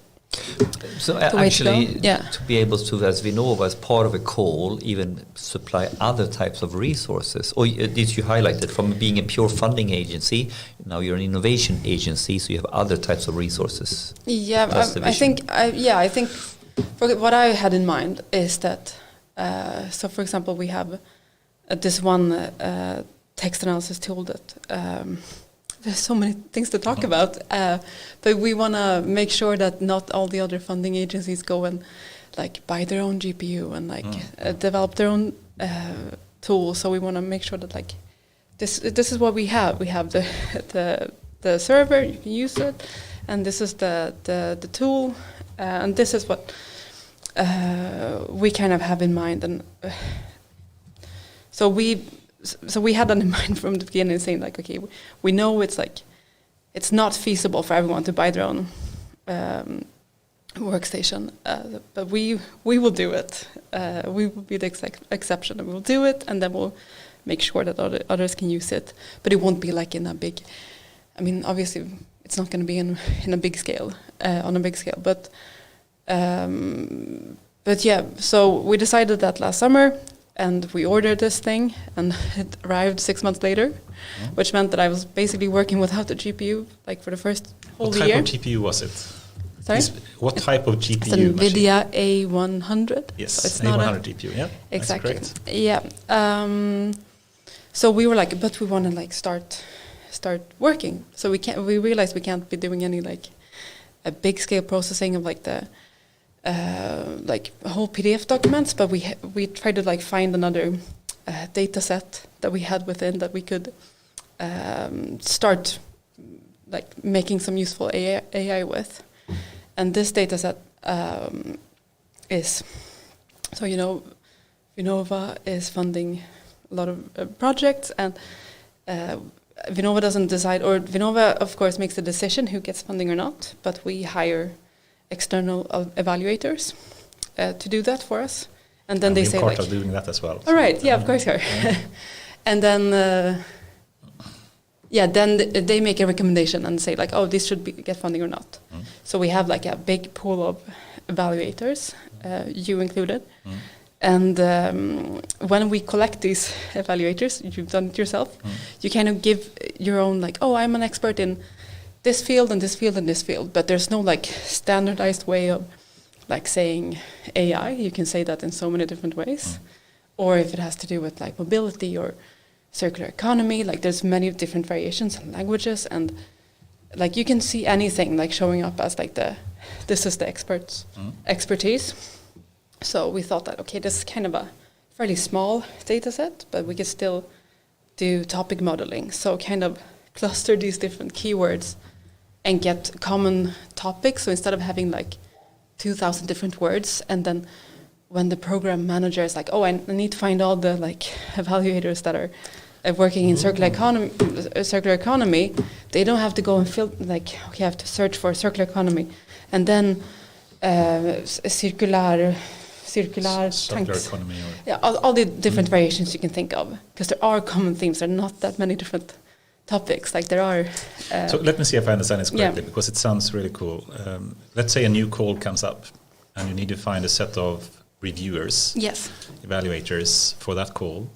Usually you had similar calls in the past, and they had a set of reviewers, but not exactly the same, perhaps. So then coming up with a set of reviewers that are mostly related to this call, and then you use the machine learning to do that, some kind of topic modeling technique. Yeah, so the topic modeling is kind of to just get an efficient way to filter on the various evaluators within different topics. Yes. So instead of like, they go to this like dashboard with all the different words, and then you're not sure if you're like picking everyone who knows AI because you just search for AI, but a lot of people put in ML instead. ML, yeah. But the topic modeling will catch that and make one topic of that. So can you share any details? What type? There are so many different topic modeling techniques out there. LDA. Yeah. Perfect. So that was like a nice, convenient data set to start with, and also like a kind of it won't change anyone's life, but it would make some part of their work a bit easier.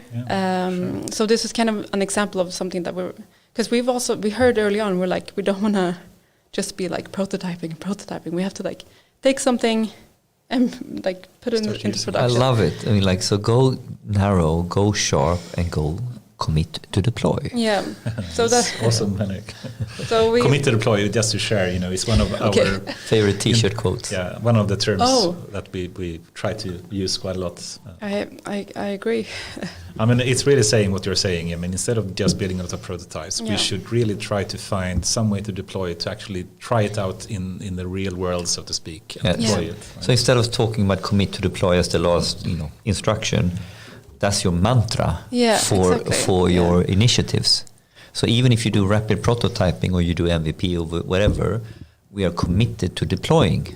That's the number one goal. Yeah. And then you don't go too ambitious. Go for what is clear and what you understand, and commit to deploy. Yeah. I think that's an awesome middle. I think it's Luca who sort of was it him? Luca at Peltarion. We were joking about this. I mean, cool. So one project then, topic modeling, trying to help Vinnova to find the right reviewers for a new call comes up. Sounds like a perfect and then you can do so many things like with the data we have. I mean, just the next possible thing would be to like, once you have these like topics, you would just like easily, you have a call for AI and you have all these like, you've isolated all the like AI evaluators, and then you can like optimize who gets what, and like you need to have like a nice representation of the evaluators from not just industry but also public sector and academia, and there's a lot of cool things you can do with that. But this is kind of the first stepping stone, just like, all right, how can we just group them together so we know who's who? And then there's so many things we can do. Awesome. But, yeah. How does your opportunity portfolio work and look like? How do you identify ideas, and how are you sorting them, and how are you prioritizing, and how do you build your pipeline roadmap or whatever you want to call it? Right. So a lot of this work is I want to give credit to my colleague Guons, because I think she early on had a good vision of like, this is how we should do it. Last spring we started in like February and March. Last spring we not only just like took over that prototype and like set up our own like data science environment to work in, like we also like went around and talked to people and was like, what are the pain points? Like what would you like to see? And there's some, like Vinnova is a really inspiring place to work at. There's so many knowledgeable people and experts, and like if you ask for suggestions, you'll get them. You get so many. So then we kind of had to like back up and be like, hey, perfect, thank you. We got all these suggestions, and then we saw this like prioritization thing from AI Sweden that was like help to prioritize, like taking into account like the feasibility, like a template to help you sort out feasibility, exactly, and you value, can, like, effort, rate the different things, and then we had like a nice kind of quadrant thing where we'd have like, if it, like we would judge like if it's feasible, like some things we obviously needed like our GPU for, and some things we could do right away. Some things, like a lot of things aren't AI. A lot of things are just like connect these to different data sources and like present the results. Still like value. I know a lot. So there's like we try to identify the like low hanging fruit, and like whatever is in the like upper right quadrant in like it would have high value and also high feasibility we would do. And then around like last fall we kind of took all that material back and was like, okay, we know kind of where to start, and I focused on the AI stuff, and with this like commit to production mindset. Of course, I'm sure that my like collaborator or people at Vinnova is probably wondering like, where are all the AI applications, because they don't see the work that goes into production. Like the deployment is really an annoying process, especially if you're setting it up for the first time, and like having to set up like agent pools on like a GPU server. Then I had very nice help of a consultant to help me with helping me with that, exactly. Not doing it for you, exactly. Helping you. And I was like, you need to help me set this up, and it was perfect collaboration. But yeah, so that takes time if you're doing it for the first time. We hope that the next idea we have will then be like fairly easy to deploy, because we will have like one like pipeline to fall back on. Can I ask another question? Yeah. The time is flying away now, so really? Keep it short. Yeah. Also, the notion of going to production and adoption. What are we talking about here? Are we talking something ends up in a dashboard? Are we talking about really trying to go back into the core work process of people? How do you see that, or what this have you been kind of doing? just presenting results in a dashboard.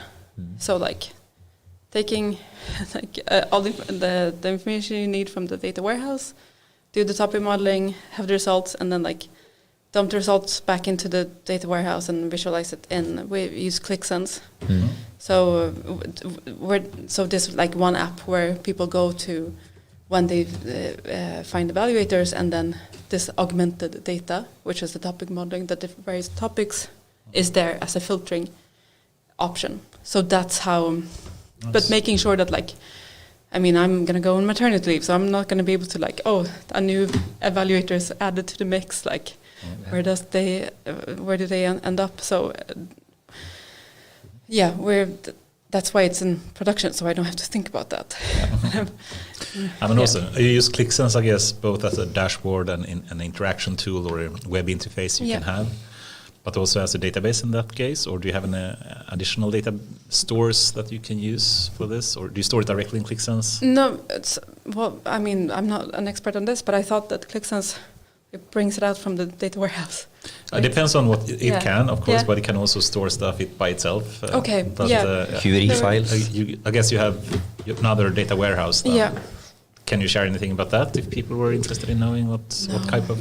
No, I mean, for this you'd have to ask or invite my my colleague Garance.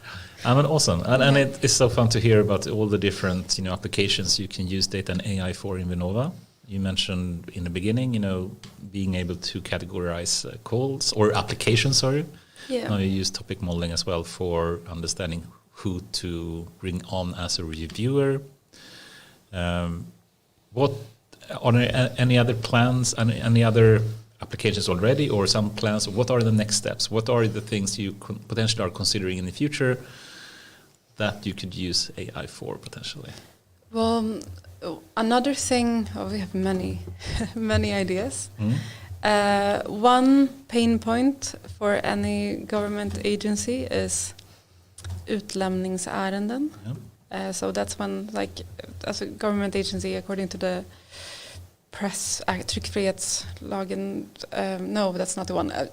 Offentlighetsprincipen, you have to, all documents that are processed by a government agency, the public has access to it. So you can be I want to find this application, or anyone from the street can come in and ask for any type of document. The problem is that if that contains business secrets or GDPR information, that has to be blackened out, and this is done manually, not in a very systematic way. It really depends on who's doing it. So that would be, or in my opinion, a very for cool Vinnova application themselves or in for general? us. To start with, just because of course you would be svärta. You would be doing the blackout, the different things probably if you're another government agency. But I think that would make a good training set to have what has been blacked out before, and then just dump that somewhere and say that's the secrets, and then tag that in the text. So that's something that we thought about. I think a lot of agencies would love to have I that know, kind of I know, functionality. exactly. Because that is fairly universal problem that you are onto, that you could model something and build a data set around and do something that you are using that could really spread within the government. Yeah, exactly. Super cool. I wish I wasn't going on maternity leave. We have many ideas, and there's another thing where you use take project somewhat the summaries and embed and get the vector representation, and then take the cosine similarity between all the different summaries, and kind of get a score of how similar they are to each other. And then see if some very similar summary has showed up, in a call that's going on at the same time, because that happens. People are there's 4 calls that we can apply to, and you want to have some sort of transparency, make sure that not 4 people in Vinnova is going to approve 4 different projects. That happens. It's not ideal, because then you have to we have to take the money back, and there's a lot of headache around that. So you want to have some transparency, and it's okay we can't stop people from submitting applications, but sometimes they can be we want to see if people have just submitted the same, or very similar, even copying something, or if something has already received funding, you would get this cosine similarity score of saying oh, this is something similar, or see oh, you're actually working on the same thing, you should be collaborating. So that's another thing that I think I would like to do by the time. And also, I can see that there could be so many applications for using data and AI-driven approaches in Vinnova. I was thinking more like, you have to come up with new calls all the time as well. Yeah. I at least to my knowledge, sometimes you have recurring calls comes up all the time. Yeah. But to have some more ideas about, right now, I think the call about this should be prioritized in some way, or perhaps a completely new type of call. Yeah. Given that you, for example, see a lot of project summaries that you say come in, and they are very similar, but saying that they are not really that similar to the actual call. Yeah. Perhaps we should have a separate call about that. Yeah. Right? Exactly. Or just like if there's another trend that we haven't picked up. Right. That identify trends in yeah. some way. So, and I think, AI can be used for that, but it's also, I think, about just enabling our the program managers to give them tools to be able to to catch these trends in a good way. So there are No, but I get this sort of my neurons start linking to mother brain thinking and AQT. Like a VC company, is trying to build ideas in order to pick VCs. And then we are arguing: are you picking VCs or are you picking trends? Right. Right. And if you just tweak that idea just a little bit, and then say, well, we're not going to use it for the VC purpose, but we're going to use it for a call purpose. Mm-hmm. It doesn't need to be that far away. Yeah. Also, I think we had this other person on the show that was working with Mother Brain. So Mother Brain is a company that tries to help VCs to decide what to invest in. Yeah. And in some way, it's very similar to what you do, right? But they look more to a number of different things, including what teams I believe they have, the people, and I'm not really sure all the. There are several parts. There are several parts. One thing is where are we sort of looking for VC, and then when they are zooming in, okay, what are the what constitutes an investable startup? The teaming aspect, the idea. So there are many different aspects in order to sort of filter out high potential, so to speak. Yeah, and we also had Henrik Landgren from ARC Capital, and they also are a VC. He actually came from EQT and worked with Mother Brains himself quite a lot, and then he started a new VC, which is trying to have a completely data-driven approach, or very close to a complete data-driven approach. So simply saying, instead of you pitching the idea of why you should invest in me, simply show us the data, and it should demonstrate why. That is really cool idea. It's really turning the whole process over to the other side, and that is sometimes what data can do. It can really, instead of just making an existing process more efficient, it can really turn the whole process upside down and say, now you don't need to pitch anything, don't do a presentation, just show us the data, and then we'll make a decision. Yeah, or we already know what to fund. Exactly. You don't even have to show us. We know your data. I think there is a lot of. That could be something for you to look more into as well. And right? This is one of the things we've picked up from Vinnova. Like this is they've enabled this type of more advanced analysis and picking up trends is something.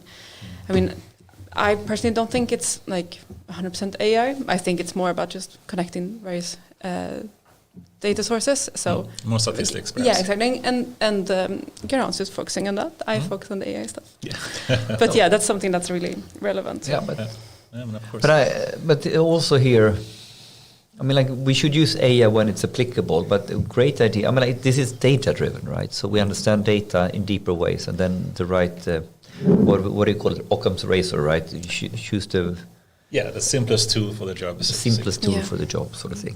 Yeah. But I really want to have some time to talk a little bit about your learnings as a governmental agency to do AI, and if we can sort of distill out ideas, do's and don'ts, tips and tricks, or how to think for other agencies. Yeah.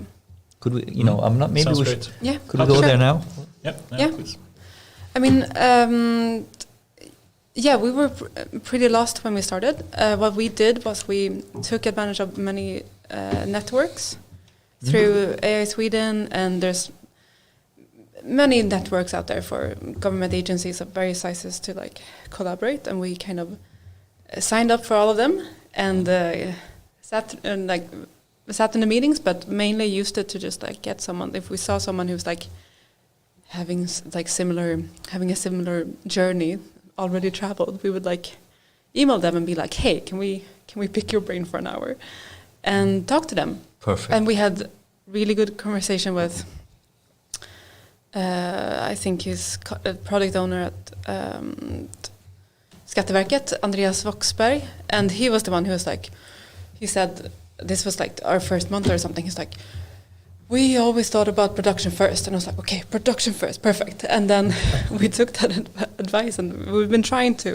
Of course, it's like we're not perfect either. Like we've not always succeeded, but yeah, just ask other people how they did it, and especially when it comes to like computing, like how have others done it? Like a lot of people have, like in the bigger government agencies that are more data-driven. Like Arbetsförmedlingen, Skatteverket, SEB, they have their in-house infrastructure. And then we talked to, on the other side of the spectrum, some of the smaller ones, and they didn't have anything. So we were like, okay, we're kind of in between here. We want to like learn from the ones that are better. And we made decisions based on what others had learned. So you're asking me the same thing, like and I'm saying like that's reach out to us. It's a scientific approach. You're doing a background research. You look up to what other people have done. You try to learn the best from them, the best practices, and then you try to apply it. And so right? And it is also a peer approach. It's like it's seeking out your peers. There are two things. The seeking out your peers is doing the research, but I argue you're also collecting your own point of view. Yeah. So, and I think, I mean, like, once again, use consultants is great, but ultimately you should build your own point of view why this will work or stuff like that. So this very pragmatic way that you're describing, I think is quite powerful, and you can, it's scientific research. It's fairly straightforward. Yet, is it done that way all the time? I'm not so sure. No, but what I think, connected to this, I mean, it's for one, know how to do it, as you mentioned. You can speak to other people, learn what you can from them, but then you come to a point, okay, now it's time to start doing it. And then you mentioned you need to get a GPU, for example. You need to have the computational power and building the hardware and the infrastructure and everything to actually make it work for you as well.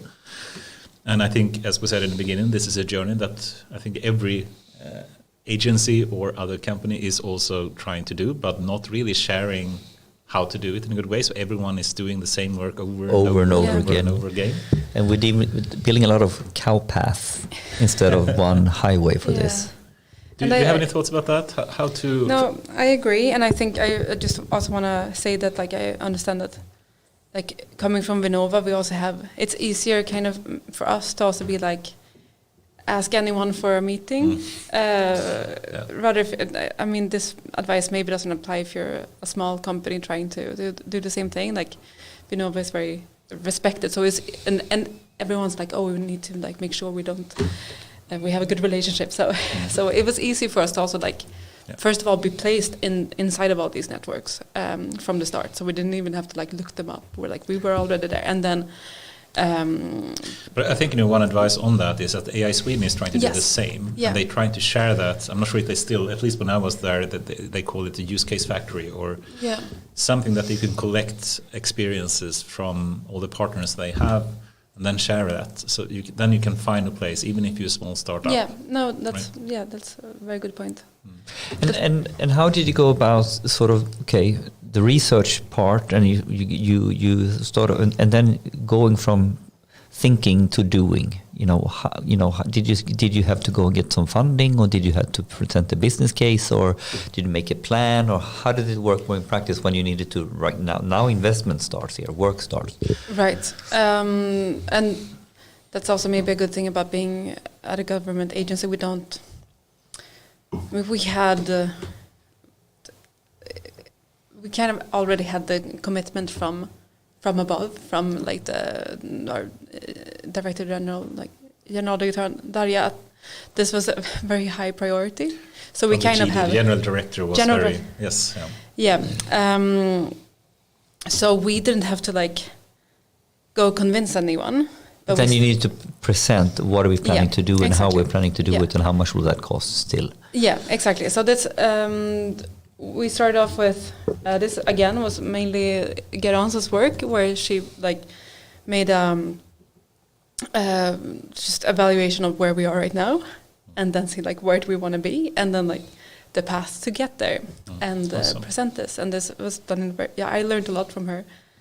Seeing her work. I think what you're saying, if we just think a general topic of like how to make government agencies like Vinnova and perhaps similar organizations as well be more data and AI driven, then I think what you said is you have the privilege of having support from the top management team. Yeah, exactly. Yeah. But I think if you don't do that, if you don't have support from that team to make a significant investment in time and money, it will be really hard, right? Yeah, I see what you mean. Yeah. So that could be an advice for other agencies and organizations. Start with securing the real commitment. Yeah. I mean, like, so you are coming in now. You're even recruited, right? So so something has been going on here with that commitment, and it's quite obvious, right? For Vinnova, it's quite obvious. We need to walk the talk. It's a very simple rhetoric. But if you are in another agency, well, you need to secure the context first. You need to secure the fertile ground, so to speak. And I think if you don't even, otherwise you have nothing, right? Yeah, but I think then the advice on like networking and collaborating also applies, because you can just like use us as an example and say like, look, they did all this, we can do it too if it's a similar government agency, and then try to get your like. Yeah, so the first step of going out there and getting your research done applies in both cases. Yeah. Either is to present your plan, or it's to present why we need to do it. Yeah. I mean, like it's a little bit like the research you need to do, and then it's a little bit like what's the maturity on your stakeholders, and then choose that. Cool. Okay, I like it. Let's. We have, it's not so much time left, but how. The problem of building the infrastructure, I think everyone is doing it. No one is sharing. Do you have any? And then the general topic is for normal companies that are not agencies, they can use the public clouds that we have, and that's a big advantage, of course, for them. But we don't have. I'm trying to move to more societal, long-term topics here. So fine with me. And if we do that, I guess one question basically is, given that we don't have a big cloud provider in Europe at all, not anywhere near the big cloud providers in US and China, and we don't have one in Sweden, and everyone has to build it all the time for themselves. What do you do you think that's a big problem? Secondly, how can we start to fix that? Is that something that Vinnova could start to help with, perhaps, or how do we solve the problem that everyone is building data and AI infrastructure by themselves all the time?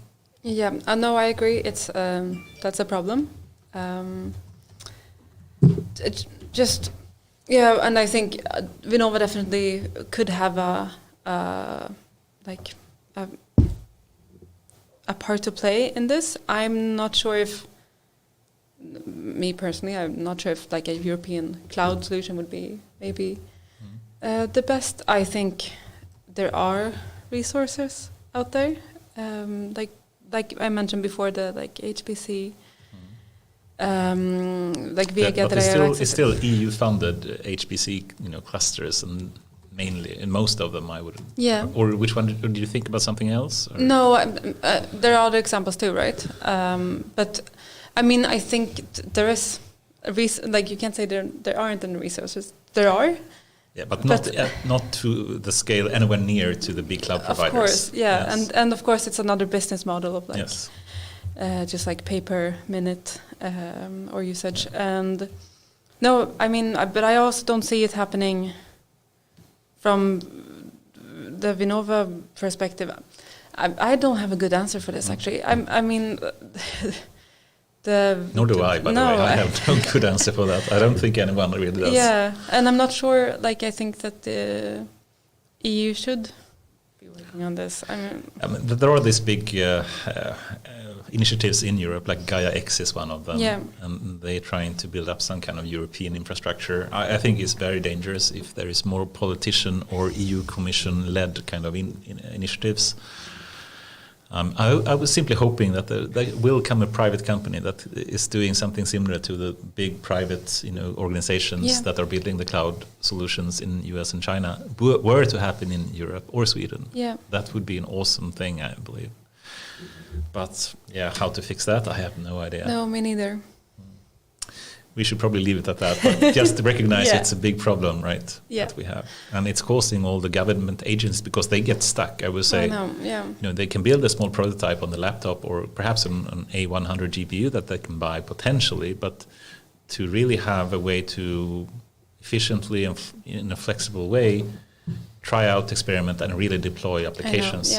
It's a completely different thing. But couldn't you argue that, at least for the public sector, that why don't you fund an infrastructure for Sweden? Why don't we simply, like we said, we need to fund fiber to the rest of to all of Sweden, and we put billions on fiber.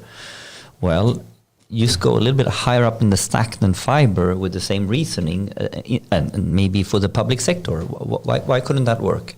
Why why can't we just have a Berzelius 2? Right, and then I'm biting my tongue. I know. Maybe that's the stupidest ever, but I think it's super dangerous if we have government-led cloud solutions. Why? For the public sector, why? It will be horribly poorly driven. It will not be as efficient. It will not be anywhere. Okay, so the problem is that even if you have the money, they wouldn't know what to do with the money in any effective way. It's just to see how some of the HPC solutions, at least that are there, are being handled. Or I shouldn't name names, but so basically, what you are saying, you need another type of organization, in order to make this fly. To make it sound very clear, I think we should have a company that commits to deploy a cloud solution that works with its working sustainable business model as well. Yeah. If you don't have that and you just pour taxpayers' money into something without them having really thought through how to do that in a scalable way, this needs to be a scale up of some kind. Yeah. But why couldn't we have a massive call to support one of those scale-ups? I think that's now you're talking. This is actually where I was going with it. Right. Yeah. So, but I was asking you to kill that idea. So we need money from the government, but we don't want you to spend it on to build it in your own bureaucratic organization. But put that big money, sack of money, in a big call. And then but Vinnova, why not? Yeah, I know. Why not? Create a big call for it. Yeah, massive call. Yeah, massive call for this. Yeah, that's my call. That's mine as well. Okay. Now we have a solution. Okay, I'll take that back too. Make sure it's done. No, awesome. I agree. It's a good suggestion. No, but because the topic is it needs funding and it needs support, and I don't think it should be VC funded because the people who are... It could be, though. It could be partly there, but I think also the point with this... I think it needs some starting help. You need starting help for sure. Yeah. I mean, if you want to build infrastructure, it's a lot of money, right? So the runway is quite... And the problem is usually if someone do succeed to do it, like DeepMind or something, then the big tech giants will buy it, and they will do a brain drain, and it won't really support Europe or Sweden anymore. And that is a big problem. We're getting stuck in this. We're stuck. Yes. I think we should try to close off with some more long-term societal topics here, potentially. And for one, if we just speak about government agencies still to some extent, do you see some trend? In Vinnova, we can see they are starting to work on this, put some significant investments and time and money into it. What do you think in general about Swedish agencies? Are they improving and understanding the problem, so they're starting to really invest in this, or is it a positive trend in short, you would say? I say yes. You mentioned, for example, you mentioned Skatteverket and Arbetsförmedlingen. I think they are two awesome examples of someone that is really taking this to heart. Yeah, I agree. I think everyone is interested. I think the problem is how you do it, rather than if they're inspired or not. And what was the question? Do you believe it's a positive future of governmental agencies to be more data and AI driven? Yes, I think so. I think there's, from what I've seen, huge potential. Because they need to understand the problem. They need to have, what we spoke about before, the support from the management that you have in Vinnova. But if people are starting to understand that, and I think what you did in Vinnova to support AI Sweden, for example, I think this is really educating companies in why they need to do it and what they need to do in some way, right? And recognize that we have the same challenges and restrictions and potential, like the thing I mentioned about the sekretessgranskning, the blackout of the documents, a very common thing that exists in all of the government agencies. Like, this is something that we could, that everyone could benefit from. So, really, I mean, if we start to simply, I think actually Daniel Gillblad, we had also on the show, and he's the co-director of AI Sweden, and we had him, and I asked him, I thought, a really, really difficult question on why do we need AI Sweden? And I thought he would be long-winded, kind of, long answer, blah, blah, blah. He said it extremely concisely. Really? What did he say? Can I answer? Yes. No one can do it alone. We're too small to do it by ourselves or something. Yeah. And this applies on one agency versus another agency. It fundamentally applies to Sweden as well. To Sweden, and I would argue, because the idiotic thing is not only that we are building our own infrastructure ourselves, we're all sitting and inventing our own data science lifecycle process ourselves. So I mean, so there are methodologies out there, but we are all bits and pieces here and there, and you're kind of, when you get to the how question, this is all about the how question. It's not only, it's the infrastructure how, it's the practices how, is the organizational how, is the governance how, is the investment and funding how. So it's a multiple of hows that we are trying to do alone. Yeah. Well, I have an example for you then to kind of showcase that it is possible over the government agency collaboration.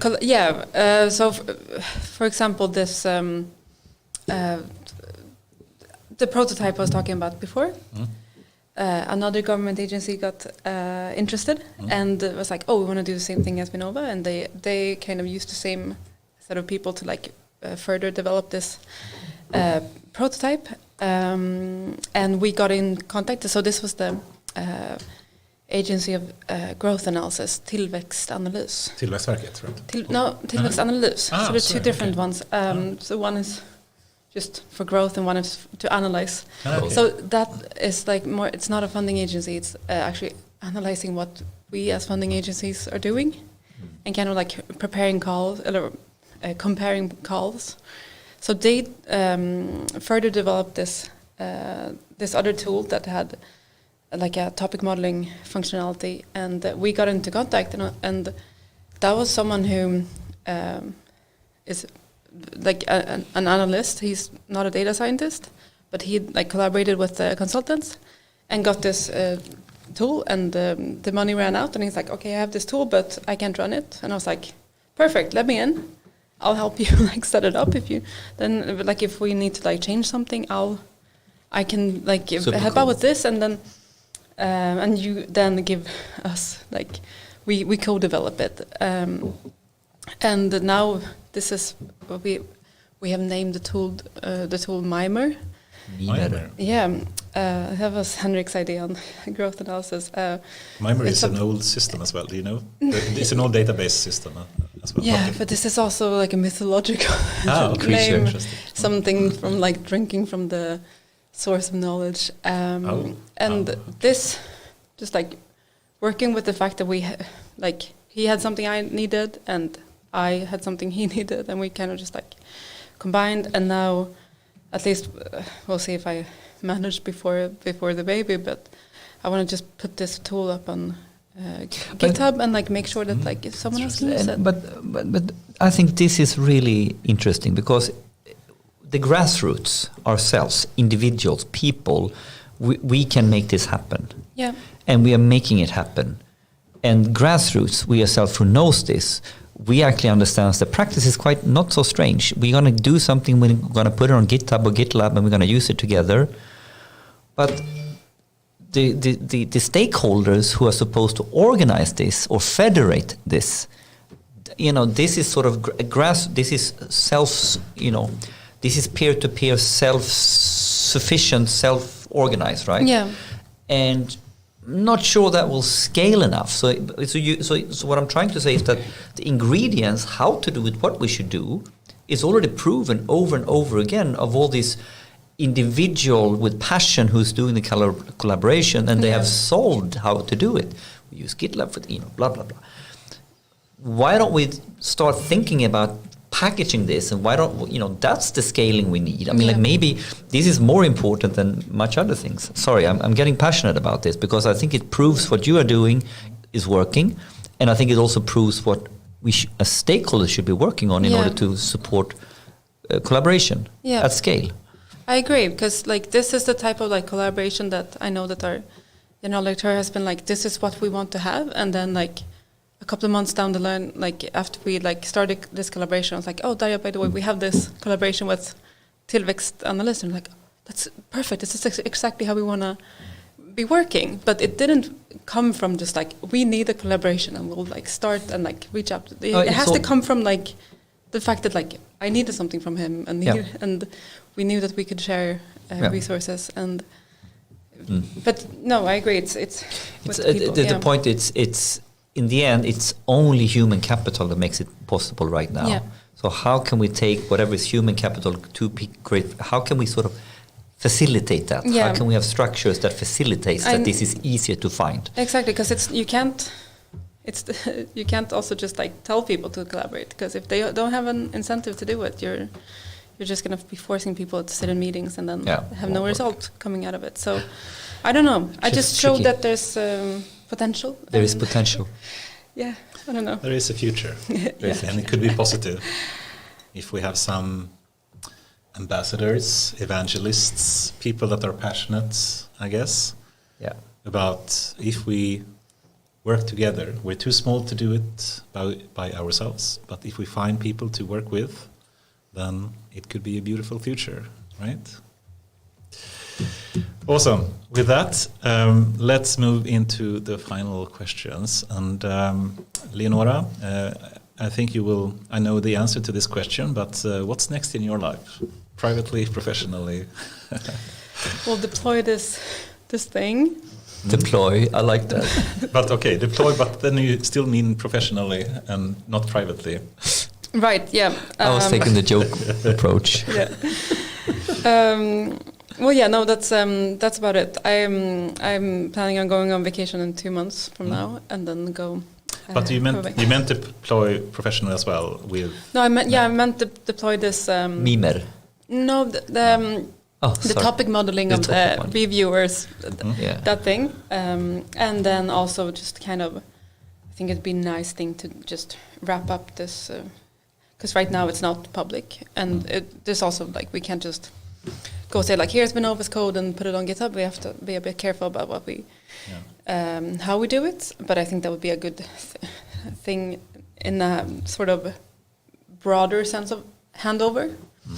So if someone so a role model in the sense that you want to share and help other agencies as well, and you want to be able to do a handover not only internally but also externally.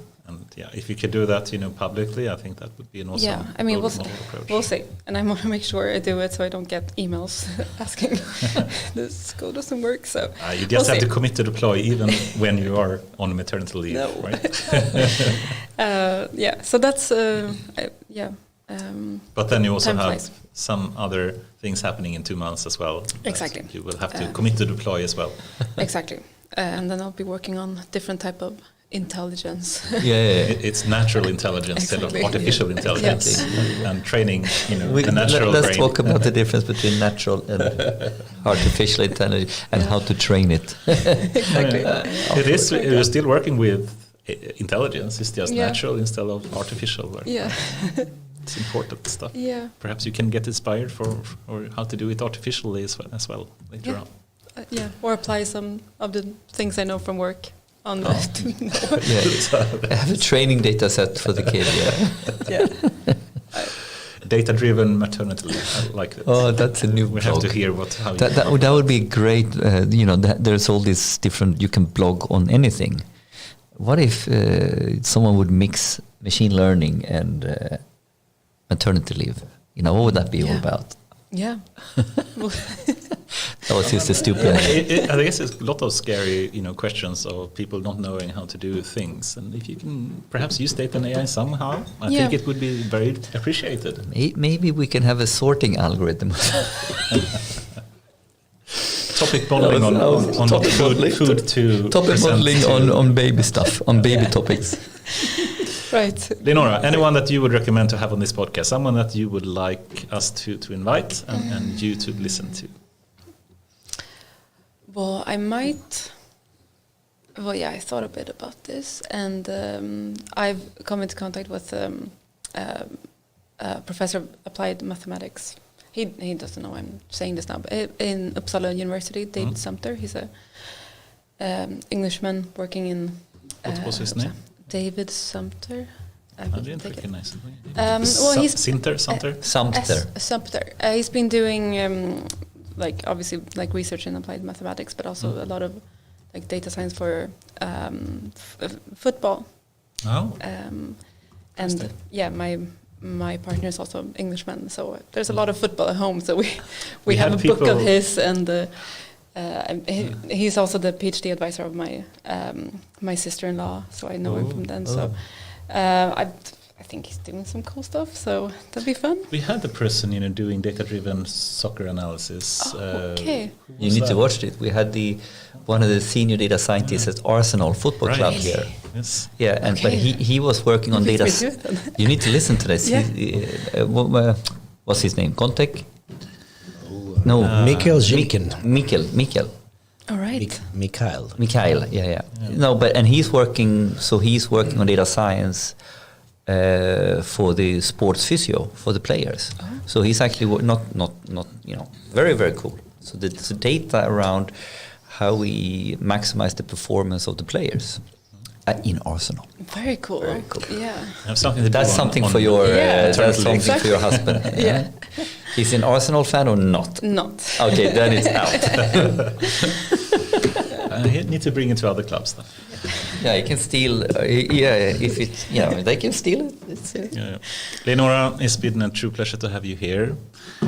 We had so many other topics that I was hoping or planning to speak about, but I think the topics we were managing to cover, even though I would have to cover so many more physics topics as well when we have an expert. We had an hour of physics, so I think. Yes, but I still had so much more. Worse than my PhD defense. That's good. I take that as a compliment. Anyway, it's been a true pleasure. Wish you the best of luck in your future with the maternity leave and everything. Thank you. Thank you so much for having me. Yeah, thank you.